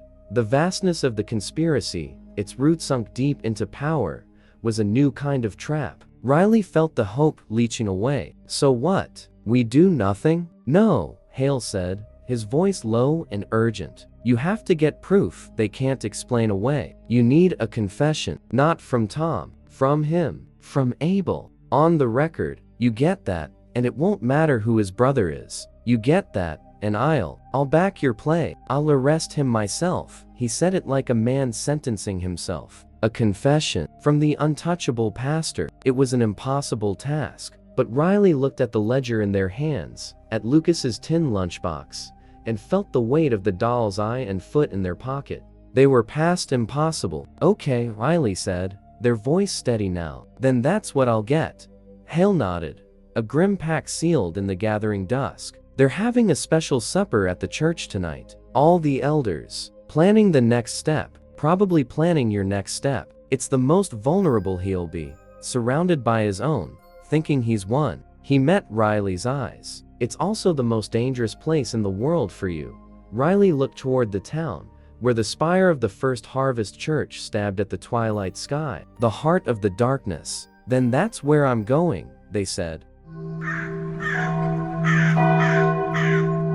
The Sermon of Blood. The First Harvest Church at night was a fortress of shadow and stained glass. Light bled from its high, arched windows, falling in colored pools on the dead grass. The murmur of a crowd, subdued and serious, seeped through the thick oak doors. Riley approached from the rear, through the neglected churchyard, the ledger, a flat, heavy weight inside their jacket, the digital recorder, a cold lump in their hand. Hale's information was good. A side door used for taking out trash was unlatched. Riley slipped inside, into a narrow, dark hallway that smelled of floor polish and mildew. The murmur of voices was clearer here, coming from the fellowship hall adjacent to the main sanctuary. They passed a bulletin board papered with notices for prayer groups and tithing schedules, a child's drawing of a smiling Scarecrow King holding a sheaf of wheat. Ahead, a set of rickety wooden stairs led up to a door marked Choir Loft Silence. The stairs creaked under their weight, but the sound was swallowed by the low din from below. The door opened onto a narrow balcony overlooking the fellowship hall. It was empty, save for dusty hymnals and a forgotten pair of glasses on the piano bench. The perfect vantage point. Riley crouched behind the solid wood railing, peering through the intricate spindles. The hall below was full. Not the entire congregation, but its core, the elders and their families. About 40 people seated at long tables draped in white cloth. The meal was simple, austere stew, bread, water, but no one was eating with gusto. They ate with the solemn focus of a sacrament. The air hummed with the tense, expectant energy, a coiled spring of fanaticism. At the head table, elevated on a small dais, sat Pastor Abel. He was not eating. He was observing, his hands steepled before him, his blue eyes scanning his flock with paternal scrutiny. Elder Gideon sat to his right, Mavis to his left. They were the generals at a war council. Riley turned on the recorder, placed it carefully on the bench, and aimed the tiny microphone through the railing. The red light glowed like a cyclops' eye in the dark. Abel stood. The room fell into an instant, absolute silence. The only sound was the distant whine of the wind outside. "Brothers and sisters," he began, his voice warm, carrying easily in the hushed room. "We break bread together in a time of trial. The land is parched. Our faith is tested." He paused, letting the words hang. "But we are not like the faithless, who see only dust. We see the pattern. We understand the covenant." He picked up a piece of the hard, dark bread from his plate. "The wheat must be ground to make bread. The vineyard must be pruned to bear fruit. This is not cruelty. It is divine husbandry." He crumbled the bread between his fingers, letting the fragments fall to the tablecloth. "For years, we have tolerated blight, the greedy, the skeptical, the defiant. We prune gently, a branch here, a weed there." His voice hardened. "But a new, virulent blight has taken root. One that does not just rot from within, but seeks to infect the very soil of our belief. To dig up sacred roots and call them poison." Riley's blood ran cold. They knew what was coming. "The journalist," Abel spat the word, "the one who fled our soil only to return with cynicism as their crop. They have been digging, sisters and brothers, poking at our history, whispering lies. They have even," his voice dropped to a grievous whisper, "violated the sanctity of the harvester's shrine. They have stolen our sacred records." A collective, sharp intake of breath from the room. Elder Mavis looked furious. Gideon's face was stone. "This is no longer a passive affliction," Abel continued, his tone shifting to one of grim resolve. "This is an active pestilence. And what do we do with a pestilence that threatens the entire harvest?" From the crowd, a single, whispered word echoed back: "Reap." Abel nodded, a slow, grave motion. "The first harvester walks. But even he requires direction. He requires a clear, unequivocal offering to fulfill the covenant and call down the cleansing rain." He spread his hands. "The drought persists because the offering has been insufficient. We have offered the rotten branches, but the root of the blight remains. Tonight, we name it, so that at the appointed hour under the watching moon, the harvester can do his final, sacred work." He paused, his gaze sweeping the room, ensuring every eye was on him. "The root of the blight, the source of this season of dust, is Riley Crow."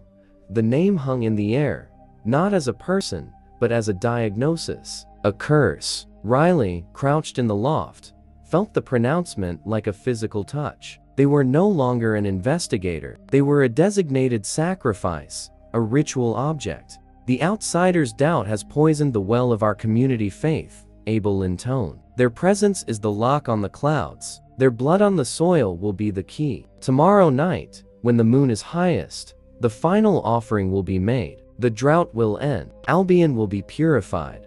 A low, fervent murmur of "Amen" rippled through the room. There was no horror, no dissent, only a hungry relief. They had their answer, their scapegoat. Riley's mind reeled. Tomorrow night. They had one day. The recorder had it all: the conspiracy, the murder plot, the naming of the next victim. It was enough. They had to get out. As Abel began a closing prayer, Riley carefully retrieved the recorder. They had to move before the supper broke and people filled the hallways. They turned and froze. Alara stood at the top of the stairs, holding a tray of empty water pitchers. She must have come up to store them in the loft closet. Her eyes were wide, locked on Riley, then on the recorder in their hand. The truth of what Riley had done, what they had heard, passed between them in a silent, electric shock. For a second, the old Alara was there, the girl who shared secrets, who knew this was monstrous. Her face paled, her lips parted. Then,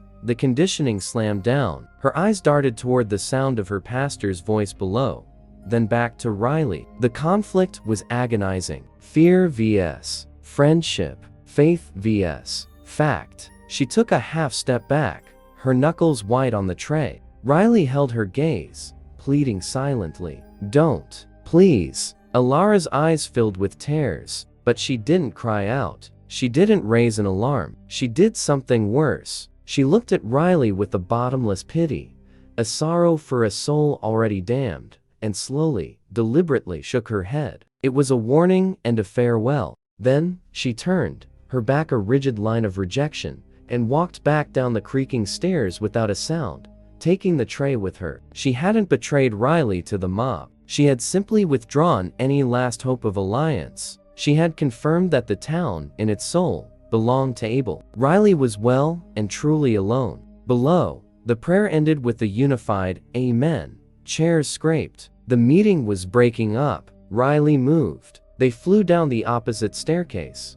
one that led to a side exit near the altar. They burst out into the cold night, the ledger slapping against their ribs, the recorder clutched like a holy talisman containing the words of their own death sentence. They ran through the churchyard, not toward the motel, but into the deeper darkness of the town's edge. They had the evidence. They had a deadline. Tomorrow night, under the highest moon, the Scarecrow King would come for them. And Riley now knew they couldn't run. They had to be ready. They had to turn the offering into a confrontation. The hunt was over. The trap was set. Now, they had to spring it.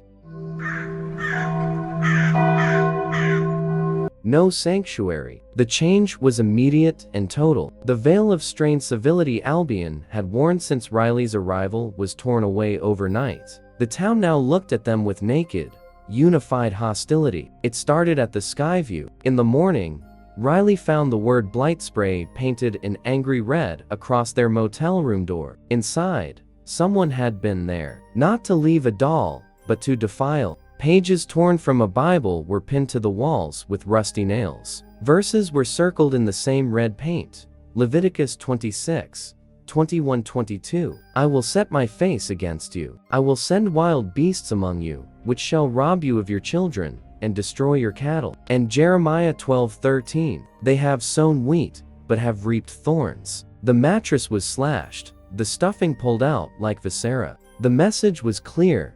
The scripture of punishment had been made flesh, and Riley was its subject. They packed what was left of their things, the ledger, the recorder, Ukas's tin, the ceramic fragments, into their suitcase. The room was no longer a refuge. It was a crime scene they were living in. Hunger drove them to the diner. The flickering open sign was on, but when Riley pushed the door, it was locked. Through the glass, the waitress, a woman Riley remembered from school, met their eyes without recognition, then turned and walked to the back. A moment later, the open sign went dark. They tried the gas station mini-mart. The clerk, a pimply teen, went pale and busied himself with a clipboard, refusing to look up as Riley approached the counter. We're, closed for inventory. It's 10 a.m., Riley said flatly. Pastor's orders, the kid mumbled, his ears turning red. No service for you. Riley walked out, the bell on the door sounding like a death knell. The main street, baked in the hard morning sun, felt like a canyon lined with watching eyes. Curtains twitched in upstairs windows. A group of 3 men in work clothes, elders or their sons, stood outside the shuttered hardware store. They fell silent as Riley approached, their conversation dying. They didn't speak, they just stared, their faces flat and cold as tombstones. One, a thick-necked man with forearms like hams, took a deliberate step off the sidewalk, blocking Riley's path. Leaving town yet? He asked, his voice low. Not yet, Riley said, not breaking stride, forcing him to step back or be shouldered. Should, another man muttered to Riley's retreating back. Ain't healthy for you here. Riley kept walking, their spine prickling, expecting a thrown rock, a shove. It didn't come. The violence wasn't spontaneous. It was administrative, planned. They were being squeezed out, made utterly unwelcome, prepped for the main event. They saw Sheriff Hale's cruiser parked outside the municipal building. He was leaning against the fender, drinking coffee from a paper cup. As Riley passed, their eyes met. Hale's expression was unreadable, a mask of official neutrality, but his gaze held a warning so intense it was almost a shout. He gave a tiny, almost imperceptible shake of his head. "Don't engage. Don't come to me." He was playing his part, the compromised lawman, maintaining plausible deniability. His help, if it came, would be in the shadows. In the open, Riley was alone. They spent the day in their car, parked behind the abandoned library, a moving target. They copied the digital recordings onto cloud storage, emailed scans of key ledger pages to an editor in Chicago they hadn't spoken to in years, with the subject line, "If I go missing, Albion, any." They texted their location, and Abel named me Sacrifice. Tomorrow night, to 3 contacts. It was a digital scream into the void, a hope that if the soil swallowed them, the signal might escape. As dusk bled into evening, the sense of siege tightened. Pickup trucks with First Harvest decals seemed to cruise past the library more frequently, slowing as they passed. Riley drove back to the motel as a last resort, needing walls, however violated. The note was there, not shoved, but slid neatly on a crisp, expensive piece of parchment like paper under the door. The handwriting was elegant, flowing, fanatical. "Riley Crow, a blight must be confronted in the field where it grows. Not in shadows, not with whispers. In the clear light of the purpose. You have sown doubt. You will reap the consequence. Your presence has withheld the rain. Your absence will call it down. Come to the center of the Hickson North Field at the hour of the high moon tonight. Come alone. Do not bring your machines of lies. Come to face the harvester. Come to meet your role in the covenant. This is not an invitation. It is a summons. The ecology demands balance. The first harvester." It was signed not with Abel's name, but with his title. The gauntlet, polished and formal, thrown at their feet. The time was set, high moon, just after midnight. The place, the field where they had been stalked. The stage for the final offering. Riley sat on the slashed mattress, the paper trembling in their hands. This was it. No more dolls, no more whispers, no more manipulated pawns. This was a direct challenge from the master of the game. He wasn't hiding anymore. He was commanding their attendance at their own execution. The fear was a cold stone in their gut, but beneath it, a fierce, defiant energy crackled. Abel had made a mistake. He'd grown so arrogant in his control, so sure of his divine narrative, that he'd issued a formal summons. He expected a scared lamb to walk to the slaughter. Riley looked at the recorder, at the ledger. They had the evidence of the conspiracy, but to bring it to light, they needed the final piece, the architect's confession on the scene, in the act. Abel had just told them where and when he would be. They couldn't go as a victim. They had to go as a journalist on the story of their life. They had to turn his ritual into their interview. They checked their gear, recorder, fresh batteries, phone, charged. The small awl from the cellar, its bone handle fitting snug in their palm. It wasn't much. Their real weapon was the truth, and the desperate hope that Hale would honor his word when the moment came. Riley looked out the window at the darkening sky. The moon was already rising, a pale smudge behind the dust haze. Tonight, the field. Tonight, the harvester. Tonight, the end of everything. The offering. The moon was a bleached bone behind a scrim of dust, offering no light, only a sickly direction. Riley drove with the headlights off, navigating by memory and the darker void of the ditch beside the road. The wind had begun an hour ago, a low, restless moan that built into a shriek by the time they reached the turnoff for the Hickson land. It was no longer just wind. It was a dust storm, rising from the tortured fields to choke the sky. They left the car a quarter-mile from the field, the note and a copy of the ledger left prominently on the driver's seat. "If you find this, call the state police." A futile hope, but a ritual of its own. The walk to the field was through a howling, particulate hell. Grit-laden wind sandblasted Riley's exposed skin, forcing them to squint and pull their jacket over their mouth. The world reduced to a roaring, brown twilight. The dead corn in the Hickson field thrashed and rattled, a million skeletal hands applauding the coming horde. Riley pushed into the rows, the storm swallowing sound and direction. The center of the field was a guess, a calculation of dread. They held the awl in one pocket, their phone recording in the other, its microphone surely clogged with dust. A shape loomed out of the churning brown. Not Tom. Pastor Abel. He stood at the edge of a small clearing where the corn had been trampled flat. He wore a long, black coat that flapped around his legs like wings. He held no weapon. He didn't need one. His face was calm, beatific even, etched in the eerie, storm-diffused light. He was the still point of the turning world. "You came," he said, his voice carrying unnaturally through the roar. "Faithful to your purpose, even in doubt. There is a purity in that." "It's over, Abel," Riley shouted, their voice ripped away by the gale. "The ledger is copied. The recordings are sent. The story is out." Abel smiled, a gentle, pitying curve of his lips. "Stories require believers. Your story is one of a disturbed mind, a tragic suicide in a lonely field. The storm will erase even the footprints."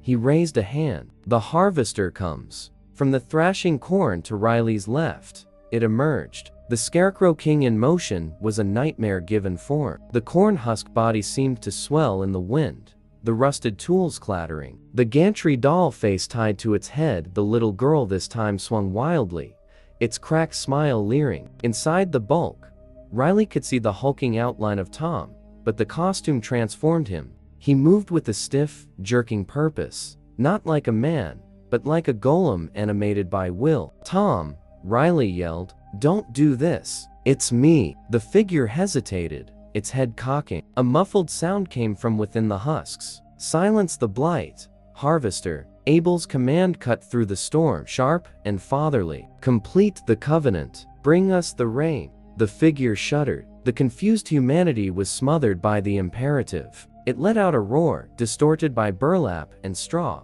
and charged. Riley dodged the first lumbering grab, the rusted sickle on the costume's chest whistling past their face. They scrambled back into the corn, but the rows were a trap, catching at their clothes. The king followed, crashing through the stalks like a combine. It was a chaotic, stumbling chase within the clearing. Riley was faster, smarter, but the storm and the corn were the king's allies. They led him in a circle, trying to get closer to Abel, who watched with the serene focus of a sculptor. "He believes he's saving you, Tom," Riley gasped, ducking under a sweeping arm. "He's using you. He is salvation," Abel thundered, his voice taking on a pulpit resonance. "He is the instrument of a will greater than your understanding. He is my right hand. My right hand." The words clicked. In the ledger, the murderer was never named, only the harvester.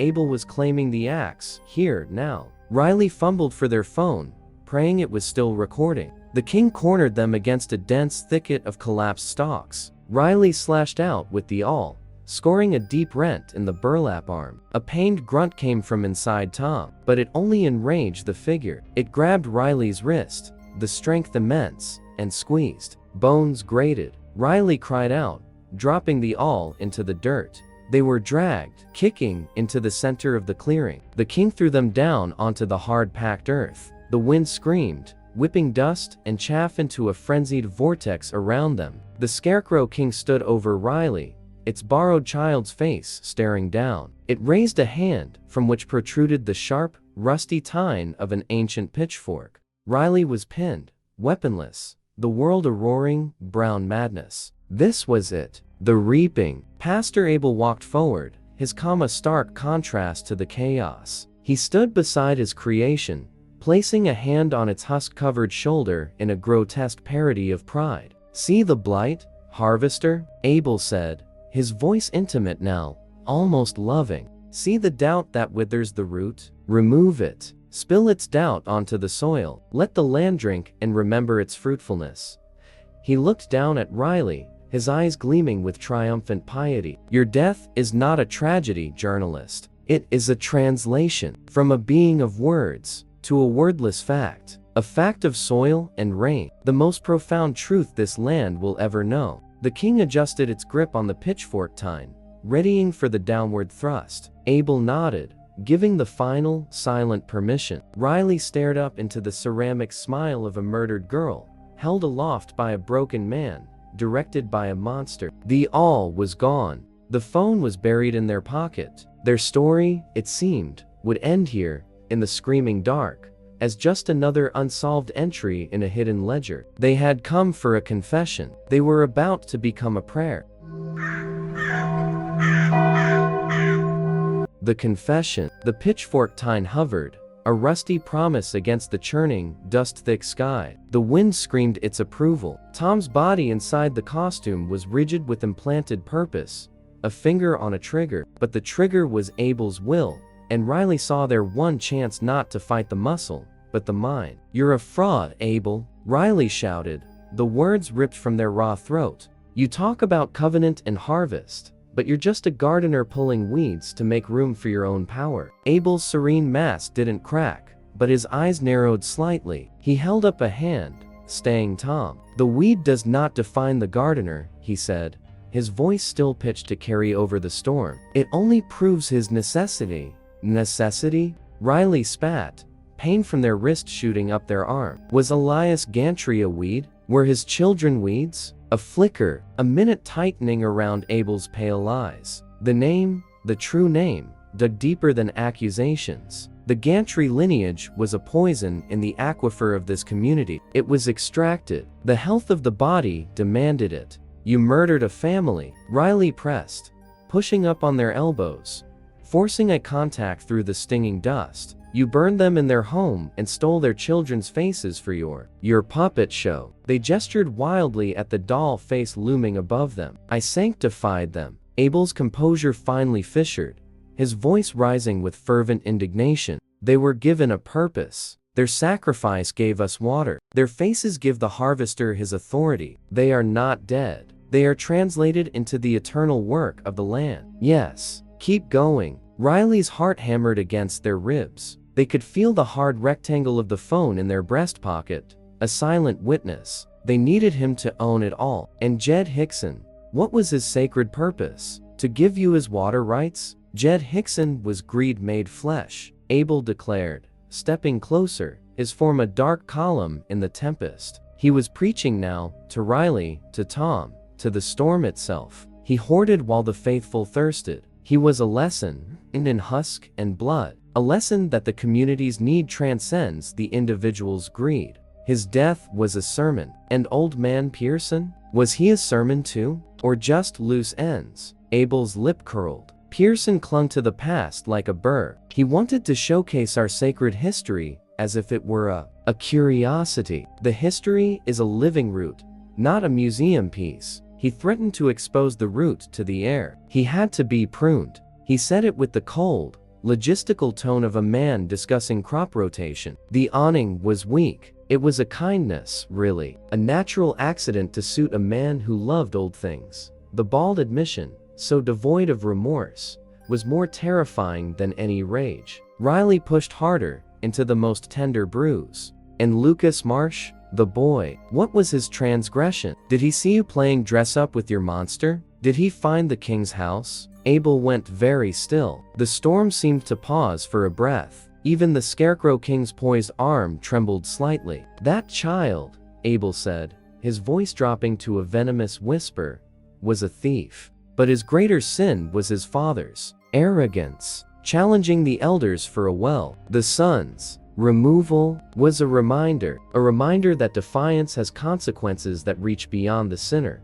He leaned down, his face close to Riley's, his breath smelling of mint and dust. "Do you see now? It is a system, an ecology. You look at individual deaths and see horror. I look at the health of the whole and see divine arithmetic. 1 life for 10, 5 for 100, a season of sin for a generation of grace." He straightened up, spreading his hands as if offering the howling field as proof. "I am the first harvester. I do not kill. I select. I cull. I maintain the purity of the flock and the fertility of the soil. It is a holy, terrible, and beautiful duty. And tonight, with this final, perfect offering the skeptical mind, the corrosive voice, the balance will be restored. The rain will come, and it will be my proof. The land itself will absolve me. It was all there." The Gantrys, Hickson, Pearson, Lucas, the doctrine of divine arithmetic, the boast of being the first harvester. Every horrific, grandiose, narcissistic word captured on the dusty phone pressed against Riley's heart. Riley looked past Abel, to the trembling, costumed form of Tom. "You hear that, Tom? He calls murder arithmetic. He calls using you grace. He's not saving the town. He's feeding it poison and calling it rain. Enough." Abel roared, his patience finally shattered. The performance was over. The execution was now. He nodded sharply at Tom. "Now, harvester. Now, reap the..." The roar of engines cut through the wind scream. Headlights, 2 pairs, stabbed through the swirling dust at the edge of the field, bouncing over the ruts. Abel whirled, his coat flapping. Confusion, then dawning panic, erased the certainty from his face. "What is this?" Sheriff Hale's cruiser skidded to a halt, followed by a deputy's truck. Doors flew open. Hale emerged, his service weapon drawn but held low. Deputy Lewis and another man followed, flashlights cutting chaotic beams through the dust. The light caught the scene. Riley on the ground, the monstrous Scarecrow King standing over them with a raised weapon, and Pastor Abel, the town's spiritual heart, presiding. For a frozen second, no one moved. The tableau was undeniable. "Sheriff," Abel's voice switched gears, smooth and commanding, but a crack of fear ran through it. "Thank God. This madman attacked the journalist. I was trying to stop him." He pointed a dramatic finger at the costumed Tom. Tom, confused by the lights, the sirens, the shouting, let out a muffled cry and took a stumbling step back from Riley. Hale's flashlight beam held steady on Abel, then on the Scarecrow King, then on Riley. His face was granite. "Everybody just stand still," he boomed, his voice the first note of true law the field had heard in decades. "Arrest that thing," Abel insisted, his facade crumbling into desperate orders. "It's Tom. He's gone berserk. He's the one. He killed Hickson. He killed Pearson." At the sound of his name and the accusations, Tom wailed from inside the costume, a sound of profound betrayal and hurt. He dropped the pitchfork tine and clutched at his husk-covered head. Riley slowly, painfully, got to their knees, then their feet. They looked directly at Hale, and with their good hand, they tapped their chest, right over the pocket holding the phone. Hale's eyes met Riley's. He gave the faintest nod. He understood. "Pastor Abel," Hale said, his voice heavy with the finality that silenced the storm in Riley's ears. "I think you need to come down to the station. We all need to have a long talk. You dare?" Abel spluttered, his authority dissolving into naked outrage. "I am your pastor. I am the first harvester. This is my field, my judgment." "Not anymore," Riley said, their voice quiet but clear. They pulled out the phone, its screen glowing. "The field just got a whole lot bigger, and everyone's going to hear what grows in it." The look on Abel's face was the most terrifying thing Riley had seen all night. It wasn't anger, it was the sheer, world-ending panic of a god who has just heard the sound of his own doctrine playing back to him, recorded on a cheap digital device, in the voice of a mortal he'd written off as chaff. The spell was broken. The harvester had been harvested. What grows in salt? Arresting Pastor Abel was not a matter of handcuffs and a Miranda warning. It was an exorcism. He did not go quietly into the back of Sheriff Hale's cruiser. He preached, he prophesied, he cursed them all to 1,000 years of drought. Deputy Lewis had to physically pry his fingers from the cruiser's doorframe. The last thing Riley saw before the door shut was Abel's face, pressed against the glass, not in rage, but in a state of profound, bewildered betrayal. The world had refused to follow his scripture. Tom's unraveling was quieter, more tragic. He stood frozen in the center of the trampled corn as the deputies approached. When gentle words failed, Hale had to carefully cut and peel the costume away from him. The husks fell to the dirt, revealing Tom in stained long johns, shivering and weeping. The gantry girl's doll face was gently untied from the burlap sack. Tom kept repeating, "I just wanted the rain," Pastor said. "I just wanted the rain." He was led away, not in cuffs, but wrapped in a foil blanket, a broken tool discarded by his master. The storm blew itself out by dawn, leaving a world coated in fine, reddish dust. The silence it left behind was different. It was the silence of a held breath, finally released, and finding there was no air left. Riley spent the morning in the county hospital getting their wrists splinted. Sheriff Hale met them there, his face gray with exhaustion. He slid a manila folder across the table in the quiet cafeteria. "State police are inbound," he said, his voice rough. "Senator Abel has already issued a statement calling it a local tragedy and potential miscarriage of justice. It's gonna be a war." Riley opened the folder. It contained copies of the ledger pages, a transcript of Abel's field confession from the phone's audio file, and Hale's own preliminary report, which did not mince words. "You're siding with the truth," Riley stated. "I'm siding with the ledger," Hale corrected, unable to meet their eye. "It's easier. Numbers and names. What I heard on that recording." He trailed off, shaking his head. "I knew it was bad. I didn't know it was a theology." He finally looked at Riley, his eyes hollow. "I'm sorry. For Lucas. For not being the sheriff you needed back then. It wasn't forgiveness. It was an acknowledgement of a debt that could never be repaid." Riley just nodded. They would need Hale's testimony, his fragile alliance with the facts. Grudges were a luxury truth couldn't afford. The news, once it broke, did not cause an uproar in Albion. It caused a slow, sickening collapse. The recording was played on regional news, Abel's calm voice explaining divine arithmetic and sacred pruning echoing from radios in silent kitchens. The ledger's contents were summarized in newspapers left on porches that no one picked up. The town didn't riot. It abscessed. Families fractured. Some, the true believers, maintained it was a deepfake, a satanic plot against a holy man. Others sank into a shame so deep it was catatonic. The First Harvest Church didn't close. It sat empty, its spire now a monument to a poisoned faith. Elder Gideon and Mavis were questioned and released,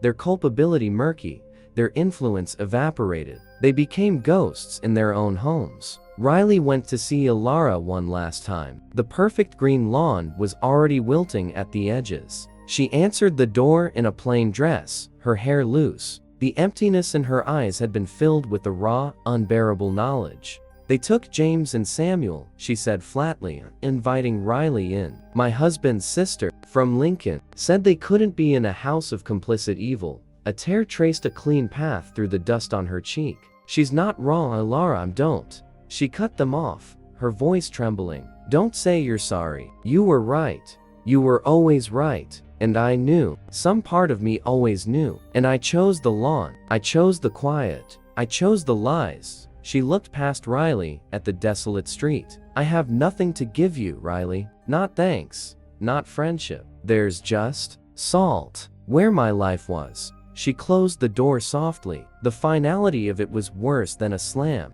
The drought did not break. The massive thunderstorm that had seemed like a cosmic punchline, tableaus arrest passed over Albion without dropping a single raindrop, as if the very clouds were repelled. The dust settled back over everything. On the morning Riley left, they drove to the cemetery. They stood at the unmarked edge of the marsh plot, where Lucas's remains had never been laid. They placed the little tin lunchbox, with its toy tractor and fading note, at the base of a withered cedar. It was the closest to a burial he would ever get. "I told them you didn't steal," Riley whispered to the dry earth. They got back in the car. As they passed the town limits, Sheriff Hale's cruiser was parked at the abandoned gas station. Hale leaned against it, watching them go. He didn't wave. He just gave a single, slow nod of salute between survivors of the same wreck. Riley drove east, towards the interstate, towards a world that had never heard of the Scarecrow King. But the truth was not a trophy in the passenger seat. The ledger was an evidence lockup. The recordings were with prosecutors.